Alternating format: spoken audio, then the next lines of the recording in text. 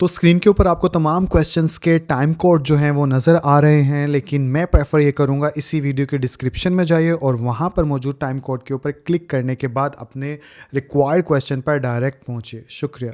अस्सलाम वालेकुम, कैसे हैं आप लोग? उम्मीद करता हूँ आप सबके सब जो हैं बिल्कुल खैरियत से होंगे। आज हम यूनिट नंबर 5 जो है 10th क्लास का उसे सॉल्व करने जा रहे हैं और चैप्टर का नाम आप लोगों को स्क्रीन के ऊपर नज़र आ रहा है, सेट्स एंड फंक्शंस।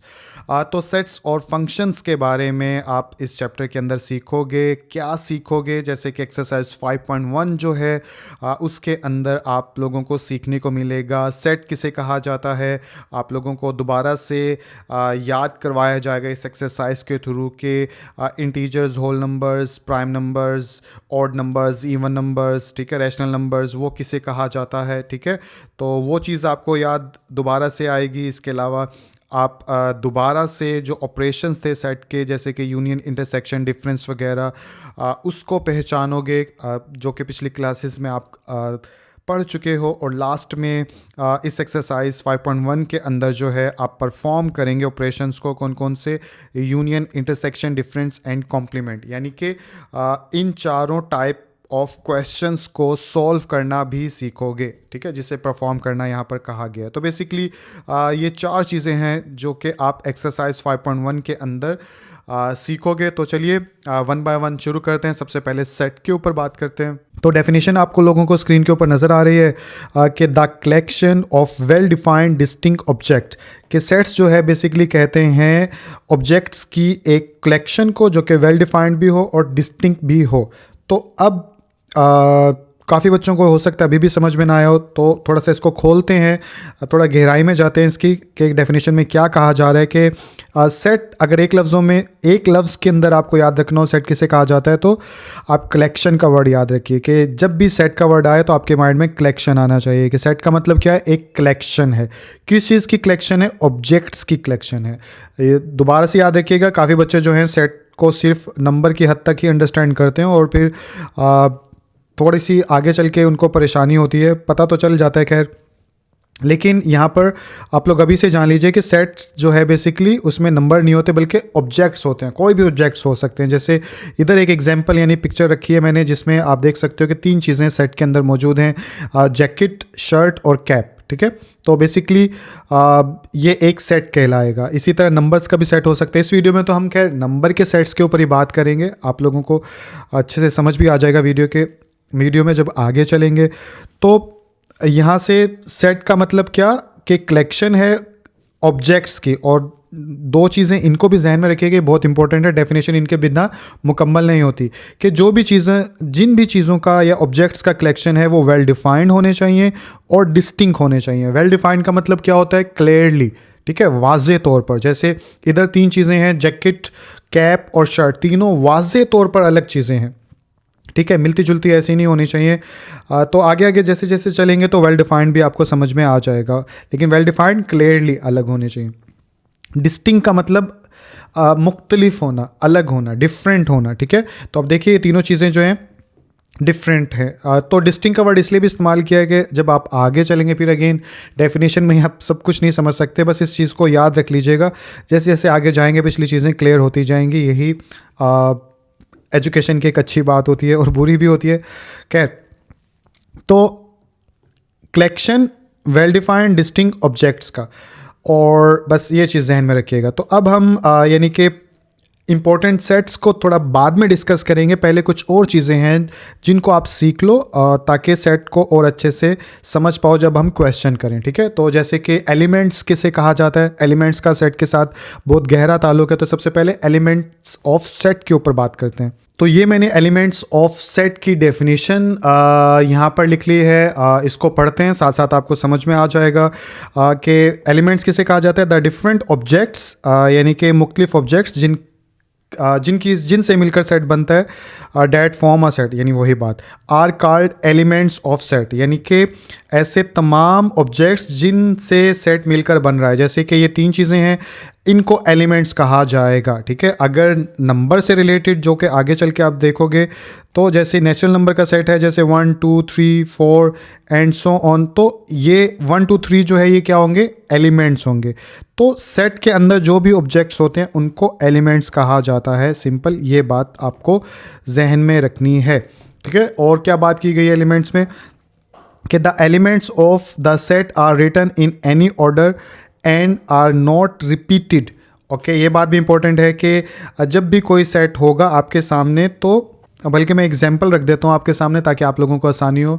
जैसे ये एक एग्जांपल आप लोगों को नज़र आ रही है कि जब भी सेट लिखते हैं तो कोई भी एलिमेंट जो है वो एक से ज़्यादा बार नहीं होना चाहिए, सिर्फ एक बार होना चाहिए, जैसे कि यहाँ पर लिखा हुआ है। आगे चलेंगे तो प्रॉपर्टीज़ ऑफ सेट को डिस्कस करेंगे, वहाँ भी ये बात सीखने को आपको मिलेगी। ठीक है, लेकिन एलिमेंट्स की बात की जा रही है, तो पहली चीज़ एलिमेंट कहाँ किसे जाता है वो भी पता चल गया। दूसरी चीज़, एलिमेंट सेट में किसी भी तरतीब के साथ लिख सकते हो आप, आगे पीछे करके, जैसे आप 3 4 2 1 ऐसे भी लिख सकते हो, बस यानी तरतीब कोई भी रख सकते हो आप, लेकिन रिपीट नहीं होना चाहिए। दूसरी चीज़ आपको ये पता चली। और एलिमेंट्स के हवाले से और क्या चीज़ है, तीसरे नंबर पे, elements are denoted by small letters, के एलिमेंट्स जो होते हैं वो स्मॉल लेटर से डिनोट किए जाते हैं। जैसे अगर अंदर अल्फ़ाबेट्स लिखेंगे तो ABCD, तो ऐसे करके स्मॉल लेटर्स। बाकी आगे चलेंगे तो ये चीज़ भी समझ में आ जाएगी। तो I hope elements of set के हवाले से भी आप लोगों को पता चल गया होगा कि जितने भी सेट्स होते हैं वो सब के सब जिन चीज़ों पर डिपेंड करते हैं उन्हें एलिमेंट्स कहा जाता है। और एलिमेंट्स रिपीट नहीं होने चाहिए, और तरतीब आप अपनी मर्ज़ी से कोई भी रख सकते हो, और स्मॉल लेटर्स के अंदर एलिमेंट्स को रिप्रेजेंट किया जाता है। ये चीज़ हो गई। तो अब इससे आगे हम बात करेंगे हाउ टू राइट सेट, के सेट जो है वो लिखा कैसे जाता है। जब भी सेट लिखना हो तो किस बात का ख्याल रखना चाहिए, तो उस चीज़ के ऊपर बात कर लेते हैं। ठीक है, तो इसको करते हैं ऊपर, और ऊपर करने के बाद यहाँ पे हेडिंग लिख लेता हूँ। तो ये मैंने हेडिंग लिख ली। सेट जो है उसे कैसे लिखा जाता है, इसके अंदर क्या पॉइंट्स बताए गए हैं। सबसे पहले में तो ये बताया गया कि जो भी सेट के अंदर आपने एलिमेंट्स लिखने हैं उनकी एक प्रॉपर लिस्ट बना लो कि किस किस का सेट बनाना है। तो पहला स्टेप ये होता है। सेकंड ये कि जब भी सेट के अंदर जो भी एलिमेंट्स आपने रखने होते हैं उनको सेपरेट किया जाता है कॉमे का इस्तेमाल करके। ठीक है, जैसे ये एक सेट है 5 6 7, तो आप देख सकते हो इनके दरमियान में कॉमा मौजूद है। जैसे मैं यहाँ पे छोटा हो, शायद नज़र ना आ रहा हो, 5 6 7, तो आपको नज़र आ रहा होगा कि कॉमा दरमियान में मौजूद है। ठीक इसी तरह थर्ड पे क्या है कि enclose the elements in the set using curly brackets, के सेट को तभी सेट कहलाएगा जब ऑब्जेक्ट्स के बॉर्डर पे दोनों तरफ जो है वो आप कर्ली ब्रैकेट्स लगा देंगे। तो ये तीन चीज़ें हैं, सेट को जब भी लिखना हो तो आपको इनका ध्यान रखना है। पहली क्या जो भी आपको सेट्स के अंदर रखनी है उसकी लिस्ट बनाइए। सेकंड, कॉमा से सेपरेट कीजिए। थर्ड, कर्ली ब्रैकेट्स लगा लीजिए। इसके बाद हम आगे अगर सेट को अच्छे से समझें तो एक और चीज़ जो सेट को समझने के लिए ज़रूरी है, notation of a set. A set is usually denoted by capital letter. जैसे सेट की नोटेशन क्या होती है कि सेट हमेशा कैपिटल लेटर से डिनोट किया जाता है। ठीक है, और एलिमेंट्स जो है वो डिनोट किया जाता है। डिनोट मतलब जाहिर करना, ठीक है, दिखाना। तो ये तो आप ऊपर पढ़ चुके हो कि एलिमेंट्स को स्मॉल लेटर से रिप्रेजेंट किया जाता है। ठीक है, जैसे अगर मैं एक सेट लिख लूँ यहाँ पे A इज़ इक्वल टू 1 2 3 4, ठीक है, तो ऐसे करके, यानी कि जो भी, अब इसमें अल्फ़ाबेट नहीं है, अगर अल्फ़ाबेट डाल दें तो स्मॉल A, फिर B, फिर C, फिर D, यानी कि अंदर अगर अल्फ़ाबेट्स हों तो स्मॉल लेटर्स आएंगे, बाहर किसी भी सेट का एक नाम होता है और उस नाम को आपने कैपिटल लेटर से रिप्रेजेंट करना है, वरना गलत हो जाएगा आपका सेट। ठीक है, एक नोटेशन में एक ये चीज़ आ गई। दूसरी चीज़ क्या है, दूसरी चीज़ हमारे सामने है कि if x is an element of set A, यानी कि अगर x जो है वो एक एलिमेंट है, किसका एलिमेंट है, सेट एक एलिमेंट है, देन वी से, तो x belongs to A। Okay, जिसको जो कि यहाँ पे लिखा भी हुआ है, मैं बता देता हूँ इसमें क्या बात कही जा रही है। कि जैसे मिसाल के तौर पे एक सेट है A और इसके अंदर हम 3 अल्फ़ाबेट्स डाल लेते हैं X Y Z, ठीक है, और अब जैसे कि मुझे अगर ये बात करनी हो कि x जो है वो सेट A से बिलोंग करता है, तो इसको अगर लिखना होगा तो हम यानी कि ई डाल के ऐसे करके, यानी कि ऐसे करके एक सिंबल होता है। इसका मतलब क्या होता है? बिलोंग्स टू, ठीक है, ऊपर लिखा भी हुआ है बिलोंग्स टू। तो अगर वैसे तो जैसे अगर इंग्लिश में लिखें तो x बिलोंग्स टू, बल्कि मैं इसको हाईलाइट कर देता हूँ, लिखने की ज़रूरत ही नहीं पड़ेगी, x बिलोंग्स टू a, यानी पढ़ते इसको ऐसे हैं, और अगर सिंबल के तौर पे लिखना हो तो x बिलोंग्स टू a ऐसे लिखते हैं, ठीक है। जैसे अब क्वेश्चन आप करेंगे तो आपको ये चीज़ें आनी चाहिए, कहीं पे भी लिखा हुआ आ सकता है x और फिर ऐसा सिंबल और फिर a। तो जब भी ये चीज़ आए तो आपके माइंड में यही आना चाहिए कि इसका मतलब ये है कि हमें ये कहा जा रहा है कि x जो है वो सेट a से ताल्लुक़ रखता है या बिलोंग करता है, ठीक है। तो दूसरे पॉइंट में ये चीज़ आपको समझ में आ गई। तीसरे पॉइंट में अगर चलें तो क्या बात बताई जा रही है कि if x is not an element of set a then we say x does not belong to a। Yes, ये बिल्कुल इसका ऑपोजिट है। अगर पीछे करें तो जैसे इसमें तो बिलोंग करता है ना, और पीछे कर लेते हैं, यस बिल्कुल। अगर मैं एक सेट कर दूं ऐसे, बल्कि इसी को कर लेते हैं, अगर b बिलोंग्स टू a, तो क्या ये सही बात होगी? तो आप देखें a सेट मौजूद ये रहा, इसके अंदर b तो अल्फ़ाबेट है नहीं, तो इट्स मीन कि ये बात गलत है। तो जब भी कोई एलिमेंट किसी भी सेट से ताल्लुक़ नहीं रखता या बिलोंग नहीं करता, तो ऐसे में बिलोंग का साइन डाल के उसके ऊपर ऐसे एक लाइन डाल दी जाती है, जैसे कि यहाँ पर नज़र भी आ रहा है। तो इसका मतलब ये हो गया कि x ताल्लुक़ a से नहीं रखता। तो इन तीन चीज़ों का कैसे ज़ाहिर करना है कि कोई भी, यानी बेसिकली आपने सीखा क्या कि पहले पॉइंट में आपने ये सीखा कि सेट जो है उसको कैपिटल लेटर से डिनोट करते हैं। दूसरे पॉइंट में आपने ये सीखा कि कोई भी एलिमेंट जब किसी सेट से ताल्लुक़ रखता है तो उसको इसको मिटा देता हूँ, उसको ऐसे रिप्रेजेंट करते हैं, और अगर कोई एलिमेंट किसी भी सेट से ताल्लुक़ नहीं रखता तो उसको ऐसे रिप्रेजेंट करते हैं। तो ये सेट ऑफ नोटेशन के अंदर या नोटेशन ऑफ अ सेट के अंदर आप लोगों ने सीखा। तो ये चीज़ सीखने के बाद अब हम कुछ इंपॉर्टेंट सेट्स देख लेते हैं जिनका पता होना चाहिए आप लोगों को, ताकि आप क्वेश्चंस को अच्छे से सॉल्व कर सको, ठीक है। तो चलिए इसको करते हैं ऊपर, और यहाँ पे मैं इंपॉर्टेंट सेट्स को अरेंज कर लेता हूँ। तो ये मैंने इंपॉर्टेंट सेट्स जो कुछ आप लोगों को ज़रूर आने चाहिए जब भी आप सेट्स वाले क्वेश्चंस कर रहे हो, तो वो आप लोगों के सामने है। पहले नंबर पे कौन सा सेट है? पहले नंबर पे नेचुरल नंबर का सेट है जिसे n से रिप्रेजेंट किया जाता है, और आप देख सकते हो कि नेचुरल नंबर्स कौन से होते हैं। एक ऐसा सेट जिसमें 1 से काउंटिंग शुरू होती है उसे नेचुरल नंबर का सेट कहा जाता है। और इन 3 डॉट्स का मतलब क्या होता है? सो ऑन, मतलब ऐसे ही काउंटिंग आगे चलती जा रही है, ठीक है। इन डॉट्स का मतलब ये होता है।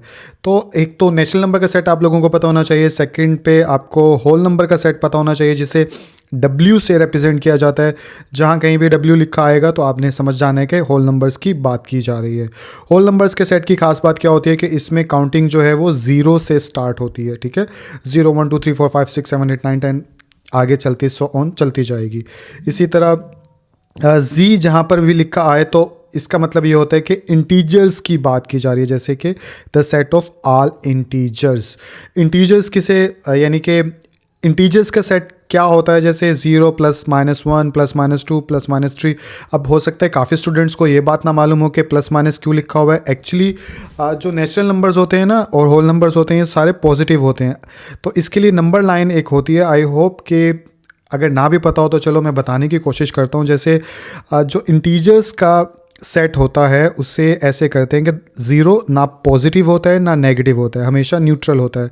तो इस साइड पे पॉजिटिव काउंटिंग लिख देते हैं, ठीक है, एंड सो ऑन, और इस साइड पे नेगेटिव काउंटिंग लिख देते हैं, ठीक है, और एंड सो ऑन। तो इस साइड पे नेगेटिव काउंटिंग चलती जा रही है, इस साइड पे पॉजिटिव काउंटिंग चलती जा रही है। तो अगर इसके आसपास में ऐसे करके डाल दूं तो ये सेट बन जाएगा। सेट के लिए खास बात क्या होती है कि अंदर कुछ चीज़ होनी चाहिए, तो नंबर्स मौजूद हैं, और कॉमा से सेपरेट होनी चाहिए ऑब्जेक्ट्स, तो यहाँ पे नंबर्स कॉमा से सेपरेट हैं, और इसके एंड में ब्रैकेट होनी चाहिए, तो देखिए ब्रैकेट भी है, और उसका कोई नाम भी होना चाहिए। तो इंटीजर्स के सेट को हमेशा Z से डिनोट करते हैं या जाहिर करते हैं। तो ये सेट होता है। तो इसको ऐसे भी लिख सकते हैं, लेकिन अगर इसको एक साथ लिखना हो तो हम ऐसे लिख लेते हैं कि 0 तो ना पॉजिटिव होता ना नेगेटिव होता, इसलिए वैसे का वैसा आ जाता है।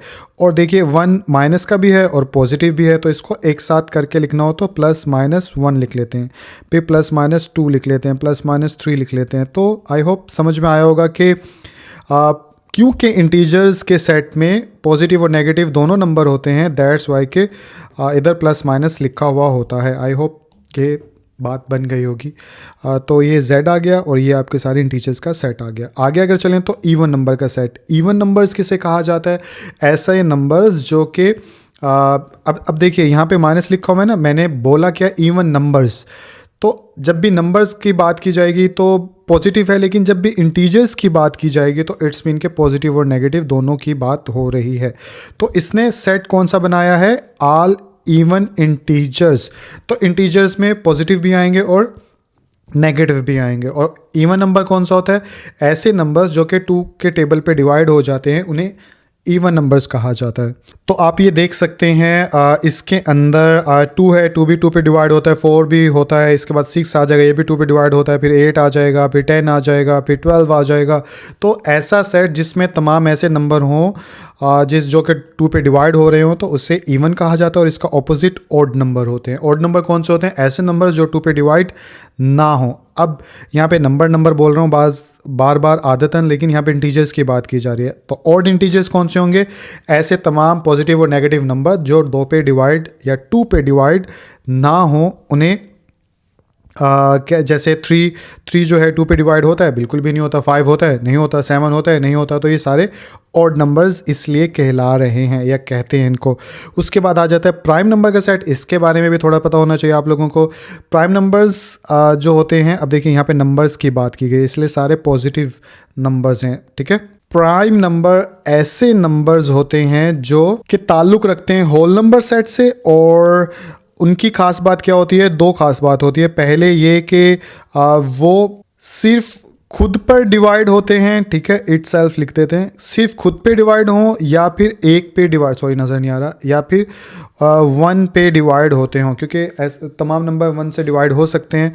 तो ऐसे नंबर, जैसे अब मिसाल दे देते हैं तभी तो समझ में आएगा। जैसे 2, अब देखिए 2 को मैं 1 पे भी डिवाइड कर सकता हूँ, 1 to the 2, ठीक है। तो यानी कि इट्स मीन के, और इसके अलावा 2 को 2 पे भी डिवाइड कर सकता हूँ, 2 1 2।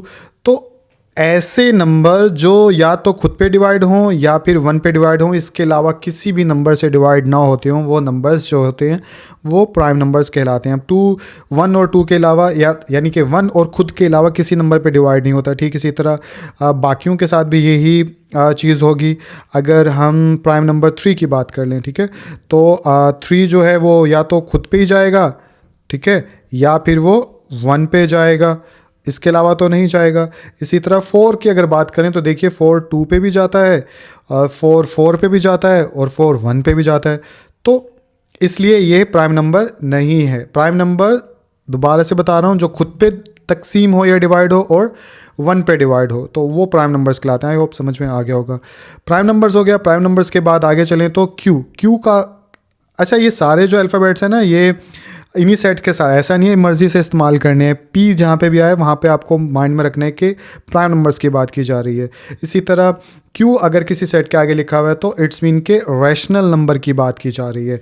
और अब यहाँ पे हो सकता है आप लोग कह रहे होंगे सर ये किस तरह से लिखा हुआ है, तो एक्चुअली सेट्स जो है वो 3 तरह से रिप्रेजेंट किए जा सकते हैं। अगला टॉपिक इससे यही रखा है मैंने, जैसे कि यहाँ पे बता देता हूँ, अभी ज़रूरत पड़ी है कि रिप्रेजेंटेशन ऑफ सेट के स्टेटमेंट की सूरत में भी सेट को लिख सकते हैं, टेबुलर फॉर्म मेथड इस सूरत में भी लिख सकते हैं, या फिर सेट बिल्डर की फॉर्म में भी लिख सकते हैं। तो 3 तरीके होते हैं सेट को लिखने के। तो यहाँ पे ये वाला जो मेथड है वो टेबुलर मेथड है, ये वाला मेथड जो है वो सेट बिल्डर मेथड है। बहरहाल अभी नीचे आपको इन चीज़ों का पता चल जाएगा। तो बस यहाँ पे समझने की बात ये है कि ये भी सेट ही है, बस लिखने का अंदाज़ अलग है। तो इस सेट में क्या, अब आप लोगों को ये पता होना चाहिए रैशनल नंबर किसे कहा जाता है। तो यानी कि रैशनल नंबर का मतलब ये होता है कि रेशो ऑफ 2 इंटीजर्स, ठीक है। तो जैसे जहाँ रैशनल नंबर का मतलब ये होता है, जैसे आपने पढ़ा भी होगा, P डिवाइड बाई Q की फॉर्म में जो नंबर लिखा जा सकता है उसे रैशनल नंबर कहा जाता है। और शर्त क्या होती है कि Q जो है वो कभी भी ना हो बराबर 0 के, तो ऐसा नंबर जो है रैशनल नंबर कहलाता है। तो सेम एज़ यहाँ पे भी P और Q की जगह MN लिखा हुआ है, बात तो एक ही है। तो रैशनल नंबर्स जिनको रेशो के फॉर्म में लिखा जाता है, बटा के फॉर्म में, फ्रैक्शन की फॉर्म में लिखा जाता है, उन्हें बोला जाता है। तो यही चीज़ यहाँ पे रैशनल नंबर। अब इसको पढ़ते कैसे हैं ये जब आगे चलेंगे तो समझ में आएगा। वैसे इसको यहाँ पे भी बता देता हूँ, x सच दैट x और इसके बाद is equal to m divide by n, where mn जो है वो बिलोंग करते हैं किससे, z से। z किस सेट को रिप्रेजेंट करते हैं, इंटीजर्स को, ठीक है। ऊपर मैंने आपको इधर बताया था। तो इट्स मीन के m और n की जगह कोई भी नंबर आप लिख सकते हो जो कि इंटीजर हो, और n जो है वो कभी भी बराबर नहीं होना चाहिए 0 के। तो आई होप इतनी सी चीज़, क्योंकि ये हमारा टॉपिक नहीं है, इसके ऊपर ज़्यादा बात कर नहीं सकते, बहरहाल फिर भी काफ़ी बता दिया, समझ में आ गया होगा। ठीक इसी तरह q के ऊपर जब डैश डली हुई नज़र आ जाती है, जैसे डैश कहाँ है, ये छोटी सी आपको डैश नज़र आ रही है, तो इसका मतलब क्या होता है, इर्रेशनल नंबर। तो इर्रेशनल नंबर कौन से होते हैं, इर्रेशनल नंबर वो नंबर होते हैं जिनको p डिवाइड बाय q की फॉर्म में ना लिखा जा सकता हो, ठीक है, जैसे कि यहाँ पे लिखा भी हुआ है। बाकी x सच दैट x, ये क्वेश्चन करेंगे, आई थिंक मुझे ये लग रहा है कि काफ़ी बच्चे इसमें रुके हुए होंगे। इनको रुकिए मत, आगे बढ़ते जाइए। कुछ चीज़ें समझ में नहीं आती तो वो आगे समझ में आ जाएंगे आप लोग, इसलिए परेशान ना होइएगा। तो q डैश इरेशनल नंबर्स को बोला जाता है, r जो है वो रियल नंबर्स को बोला जाता है। तो रियल नंबर्स कौन से होते हैं, आप अपनी आम रूटीन के अंदर जितने भी नंबर अपने आसपास देखते हो वो रियल नंबर्स ही होते हैं। तो इसका मतलब ये जो है यूनियन को रिप्रेजेंट करता है। तो q यूनियन q डैश का मतलब ये हुआ कि जितने भी रियल नंबर हैं और जितने भी इरेशनल जितने भी रैशनल नंबर हैं, क्योंकि क्यू को तो रैशनल नंबर से रिप्रेजेंट किया जाता है, तमाम रैशनल और इरेशनल नंबर जो है वो रियल नंबर कहलाते हैं। अब ये भी मुख्तसर में तो बस मैं इतना ही बता पाऊंगा क्योंकि हमारा टॉपिक नहीं है, बहरहाल समझ में आ गया होगा। नहीं भी समझ में आया तो यहाँ पे तो हमें बस यही सीखना था कि सेट्स जो हैं वो ये वाले हैं जो आप क्वेश्चंस के अंदर इस्तेमाल करते हो, तो इनको देख के परेशान मत होइएगा। ओके, तो ये चीज़ होगी। लास्ट में हम ये भी देख लेते हैं कि सेट को किस तरह से रिप्रेजेंट किया जाता है, क्योंकि जब तक ये नहीं मालूम होगा आपको तो आपको क्वेश्चन कैसे समझ में आएगा, ठीक है। तो 3 टाइप्स होती हैं जैसे कि बताया था। पहली टाइप कौन सी होती है, स्टेटमेंट फॉर्म मेथड, जिसको डिस्क्रिप्टिव मेथड भी कहा जाता है। और इसमें सेट को कैसे लिखा जाता है, तो इसके लिए भी मिसाल मैंने रखी है। जैसे ये नेचुरल नंबर्स का सेट है जिसको n से रिप्रेजेंट किया गया है। और अब आप देखिए डिस्क्रिप्टिव का मतलब या स्टेटमेंट का मतलब क्या होता है कि जिसको जैसे he is a boy, he is a student, ये स्टेटमेंट फॉर्म होता है जिसको इंग्लिश के अंदर ही लिखा जाता है। तो जैसे यहाँ पे लिखा हुआ है, देखिए set of all numbers starting from 1, तो ये क्या है, एक स्टेटमेंट है। तो स्टेटमेंट की फॉर्म में ये सेट लिखा गया है, ठीक है। यहाँ पे लिखा भी हुआ है कि ये स्टेटमेंट फॉर्म, यानी सेट तो है लेकिन स्टेटमेंट की फॉर्म में है, ठीक है, क्योंकि सेट को 3 तरह से लिख सकते हैं हम। ठीक इसी तरह दूसरी फॉर्म कौन सी होती है, रोस्टर होती है या टेबुलर फॉर्म होती है, ठीक है। तो इस मेथड के अंदर हम सेट्स को कैसे लिखते हैं, जो कि जनरली आप ज़्यादातर क्वेश्चन छोटी क्लासेस में करते आ रहे हो, जैसे ये वाला है, ठीक है। अच्छा ये रह गया, आप कह रहे होंगे सर ये रह गया। एक्चुअली स्टेटमेंट की सूरत में चाहे ऐसे लिखो या ऐसे लिखो, बात तो एक ही है, सेट ऑफ ऑल नंबर्स, इनमें कोई फ़र्क नहीं है। बस एक चीज़ को 2 तरह से लिख के दिखा दिया कि ऐसे भी स्टेटमेंट लिखी जा सकती है और ऐसे भी स्टेटमेंट लिखी जा सकती है। तो हम बात कर रहे थे रोस्टर फॉर्म पे अब। तो रोस्टर फॉर्म कैसी होती है, रोस्टर फॉर्म ऐसी होती है, जो भी आप क्वेश्चन जैसे देखते हो छोटी क्लासेस में। तो नेचुरल नंबर का सेट जैसे कि ऊपर अगर देखें तो ये सारी जो है वो रोस्टर फॉर्म है, ये वाली, ठीक है। और तो आई होप ये भी समझ में आ गया कि जहाँ पे 2 ब्रैकेट्स होते हैं, कॉमाज होते हैं, उसे रोस्टर फॉर्म कहा जाता है, इसलिए इसको भी मिटा देते हैं। और लास्ट में कौन सी फॉर्म हमारी बच गई, सेट बिल्डर मेथड, ठीक है। रूल भी कहा जाता है, बहरहाल सेट बिल्डर ज़्यादा फेमस नाम है।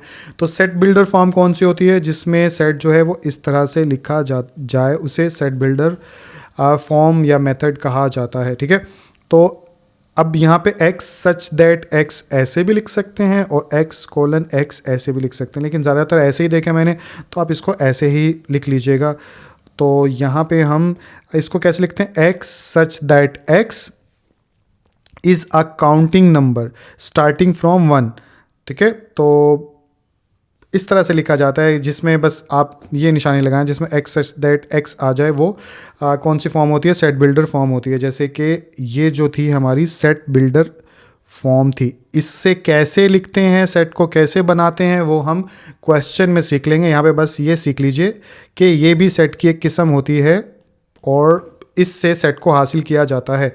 जैसे यहाँ पे एक बात मुझे बड़े काम की समझ में या जहन में आई कि आप लोगों को ये चीज़ पता होनी चाहिए। जैसे ये एक सेट बिल्डर फॉर्म आपके सामने क्वेश्चन आ गया, इसको जब आप सिंपल सेट में कन्वर्ट करोगे तो किस में करोगे, उसने क्या कहा है कि काउंटिंग नंबर लिखने हैं स्टार्टिंग फ्रॉम 1 से।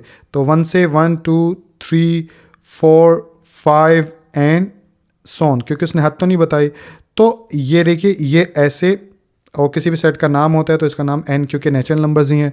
तो इस तरह इस शक्ल के सेट को नंबर्स यानी कि रोस्टर फॉर्म में तब्दील करके भी क्वेश्चन सॉल्व किए जाते हैं एक्सरसाइजेस के अंदर। तो ये चीज़ भी आपको पता चल गई, ठीक है। तो एक्सरसाइज 5.1 का क्वेश्चन नंबर 1 आप लोगों को स्क्रीन के ऊपर नज़र आ रहा है। आप पहला क्वेश्चन एक बार पहले पढ़ लेते हैं। इसमें क्या कहा जा रहा है, इसमें बोला जा रहा है इफ़ x जो है अगर इस सेट के बराबर हो, y जो है इस सेट के बराबर हो, देन फाइंड, फिर आपने मालूम करना है, क्या मालूम करना है कि x union y, y union x, x intersection y और y इंटरसेक्शन x। तो ये 4 क्वेश्चंस आपने बेसिकली मालूम करने हैं। लेकिन पहला सवाल कि ये यूनियन और इंटरसेक्शन किसे कहा जाता है, इसके ऊपर थोड़ी सी बात कर लेते हैं। तो मैं यहाँ पे लिख लेता हूँ यूनियन और इंटरसेक्शन। तो ये मैंने यूनियन और इंटरसेक्शन लिख लिया। यूनियन का मतलब आप माइंड में बस ये याद रखिए कि जब भी यूनियन का वर्ड आए तो आपके माइंड में आना चाहिए ऑल एलिमेंट्स, ठीक है। यानी कि 2 सेट होंगे, दोनों सेट के अंदर जितने भी एलिमेंट हैं वो सारे के सारे लिखने होते हैं, ठीक है। रिपीट हो रहे हो तो नहीं एक लिखना होता है, वो क्वेश्चन करेंगे तो आपको समझ में आ जाएगा। लेकिन अभी स्टेप बाय स्टेप चलते हैं। तो सबसे पहले आपको क्या याद रखना है कि यूनियन का मतलब भी क्या होता है, जुड़ना। अगर आप थोड़ा सा ध्यान दें तो यूनियन का मतलब ऐसा सेट जिसके अंदर तमाम एलिमेंट्स लिखे जाते हैं। और इंटरसेक्शन जो है इसका मतलब ये होता है जिसमें हम कॉमन एलिमेंट्स लिखते हैं, ठीक है। मैं लिख लेता हूँ यहाँ पर। तो ये मैंने लिख लिया कॉमन एलिमेंट्स। तो आई होप याद रहेगा। और यूनियन जो है इसका जो सिंबल होता है वो U होता है। इसीलिए मुझे पता चल गया कि X और Y के दरमियान में अगर U डला हुआ है तो इसका मतलब ये है कि हमने इन दोनों सेट का यूनियन मालूम करना है। और इधर देखें तो उल्टा U डला हुआ है तो इसका मतलब इंटरसेक्शन होता है। तो ये अब ये याद रखना आपका काम है। एक चीज़ याद रख लो यूनियन, तो दूसरा खुद ऑटोमेटिकली ऑपोजिट होता है, तो आपको याद रहेगा। तो यूनियन तो U से बनता है, आप ऐसे भी याद रख सकते हो। तो इंटरसेक्शन ऐसा सेट जिसमें कॉमन एलिमेंट्स लिखते हैं, और यूनियन ऐसा सेट जिसमें ऑल एलिमेंट्स लिखते हैं। बाकी मैं क्वेश्चन सॉल्व करूंगा तो आप लोगों को प्रैक्टिस भी हो जाएगी और याद भी आ जाएगा, ठीक है। यही एक्सरसाइज का मकसद है कि आपको पिछली चीज़ें याद करवा दी जाएं, ठीक है। तो चलिए यहाँ पे सॉल्व करने के लिए सोल्यूशन लिखते हैं। तो ये लिख लिया मैंने यहाँ पर सोल्यूशन। और सोल्यूशन लिखने के बाद 2 सेट्स दिए गए हैं और इनके दरमियान यूनियन मालूम करना है। तो हम ऐसा करते हैं, यहाँ पे क्वेश्चन नंबर 1 को सॉल्व करने जा रहे हैं। तो x यूनियन y, ठीक है, पार्ट 1 में यही हमसे पूछा गया है। तो x यूनियन y जो है मालूम करना है। तो आप क्या करोगे, इसी तरतीब से आगे इनके सेट्स लिख दो। जैसे सबसे पहले आपके सामने x है तो x का सेट लिख दो। x का सेट ये रहा हमारे पास, ठीक है। तो ये क्या है, 1 4 7 9। तो आप यहाँ पे ब्रैकेट ओपन करें और 1 4 7 9, ठीक है। और ये ब्रैकेट क्लोज हो गई। इसके बाद ये यूनियन करने जा रहे हैं। तो यूनियन का ये देखिए x के बाद यूनियन है तो यूनियन का सिंबल डाला और फिर ब्रैकेट ओपन। अब y लिखा हुआ है तो y का सेट लिख लेते हैं। y का सेट है 2 4 5 9, ठीक है। और ये ब्रैकेट यहाँ पर क्लोज हो गई। तो ये बेसिकली 2 सेट्स हो गए। इनके यूनियन अगर मालूम करें तो अब यूनियन में तमाम एलिमेंट्स लिखे जाते हैं। तो एक लाइन छोड़ के लिख लेते हैं। जैसे अब इधर तमाम लिखें तो यानी कि तमाम के अंदर यानी ये सारे तो आएंगे ही आएंगे। तो यहाँ पर आ जाएगा 1 4 7 लिखना है यहाँ पे 7 9, ठीक है। उसके बाद अब इसमें आ जाएं तो 2 लिखेंगे सबसे पहले, क्योंकि 2 तो इसमें यानी कि था नहीं। उसके बाद अब आया 4। अब यहाँ से सीखने की बात यह है, जो कि अगर आपने पिछले कॉन्सेप्ट्स वाली वीडियो देखी है, वीडियो के शुरू में जो थी, तो आपको पता भी होगा कि किसी भी सेट के अंदर रिपीट एलिमेंट नहीं लिखते। जैसे इधर 4 है, इधर भी 4 है, तो अब हम इसको दो दफ़ा नहीं लिखेंगे, जैसे 2 के बाद भी यहाँ 4 लिख दो, तो ये ऐसा नहीं लिखेंगे। जो भी रिपीट हो रहे हो दोनों एलिमेंट्स के अंदर तो उनको जस्ट 1 टाइम लिखना है। तो 4 हम पहले लिख चुके हैं इसलिए 4 नहीं लिखते। 5 अगर देखें तो 5 इसके अंदर मौजूद नहीं था, इसलिए 5 हम यहाँ पर लिख सकते हैं, तो ये 5 आ गया। और उसके बाद 9 अगर देखें तो 9 पहले से पिछले सेट में मौजूद था, तो वो भी नहीं लिखेंगे, तो इसलिए इसको यहाँ पे ही क्लोज कर देते हैं। तो ये हमारे पास x यूनियन y आ गया। अब अगर आप बुक में क्वेश्चन देखें तो क्वेश्चन का आंसर देखें तो ये तरतीब से एलिमेंट्स लिखे हुए हैं। तो जो मैंने सर्च किया, जो मैंने पढ़ा है, उसमें तो यही बात मुझे समझ में आई है कि सेट्स के दरमियान जो यानी सेट जो होता है उसमें तरतीब ज़रूरी नहीं होती। आप कुछ भी एलिमेंट कभी भी लिख सकते हो, जैसे 1, 7, 2, 5, ठीक है। लेकिन अब प्रॉब्लम यहाँ पर यह है कि बुक के पीछे आंसर असेंडिंग ऑर्डर्स यानी कि तरतीब में लिखे हुए हैं, तो बेहतर यह है कि हम भी इसे तरतीब में लिख देते हैं। ऐसा ना हो कि कोई टीचर जो है हमारा मार्क्स काट ले, तो हम सेफ जोन में आगे बढ़ेंगे।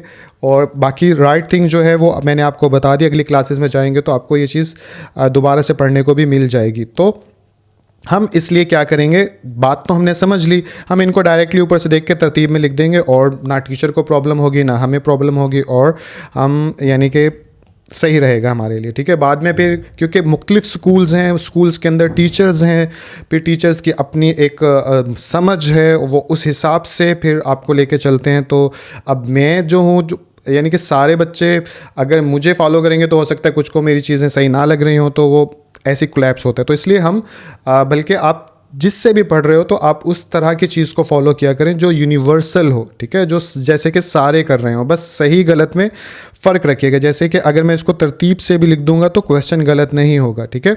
तो अगर तरतीब से लिखें इसको भी मिटाना होगा, मैं यहाँ पर ये मिटा दिया। अब देखिए 1 सबसे छोटा नंबर है, अगर उसके बाद देखें दोनों के अंदर हम यहाँ पर तो 1 के बाद 2 इसमें मौजूद है तो 2 लिख लेते हैं, ठीक है। उसके बाद 3 तो दोनों में ही नहीं है, 4 देखें तो दोनों में मौजूद है तो किसी का भी लिख लो। उसके बाद 5 जो है इधर मौजूद है तो चलो ये भी एक बार लिख लेते हैं। और उसके बाद 6 दोनों में ही नहीं है तो लिख ही नहीं सकते। 7 अगर देखें तो मौजूद है तो 7 लिख लेते हैं। 8 दोनों में मौजूद नहीं है, 9 मौजूद है तो दोनों में ही, तो लेकिन एक दफ़ा लिख सकते हैं तो ये 9 लिख लिया। तो बेसिकली ये इस तरह से आप क्वेश्चन, या फिर आप ऐसा भी कर सकते हो कि जल्दी सी रफ़ में लिखा और उसके बाद तरतीब। आई होप कि ये चीज़ तो आप लोगों को समझ में आ जाएगी, आप लोग संभाल लेंगे। तो जैसे ये एक पार्ट हुआ इसी तरह बाकी होंगे, तो चलिए जल्दी बाकी भी लिख लेते हैं। तो पार्ट 2 की तरफ चलें तो इसमें इंटरसेक्शन का बोला गया एक्स और वाई सेट के दरमियान में, ठीक है। तो यहाँ पे मैं लिख लेता हूँ एक्स, ठीक है, और उसके बाद इंटरसेक्शन, उसके बाद वाई, ठीक है, और उसके बाद डायरेक्ट। अच्छा एक चीज़ और भी, जैसे मैं तो यहाँ डायरेक्ट कर रहा हूँ, लेकिन अगर आपके टेस्ट में ये आ जाएगा तो आप इसको ऐसे नहीं करोगे बल्कि ऐसे करोगे। एक क्वेश्चन मैं वैसे भी कर देता हूँ। आप सबसे पहले यहाँ पे सेकंड यानी कि जो भी क्वेश्चन होगा वो लिखोगे, उसके बाद यहाँ पर आपको जो क्वेश्चन में दिया गया है वो लिखोगे, जो कि क्या दिया गया है, एक्स जो कि किसके बराबर है, यानी कि 1, 4, 7, 9, ठीक है। और उसके बाद यहाँ पे y का सेट लिख लोगे, ठीक है, और जो कि क्या है 2, 4, 5, 9, ठीक है। और x y के बाद अब जो ये क्वेश्चन था हमारे सामने, तो अब आप ये लिखोगे, ठीक है।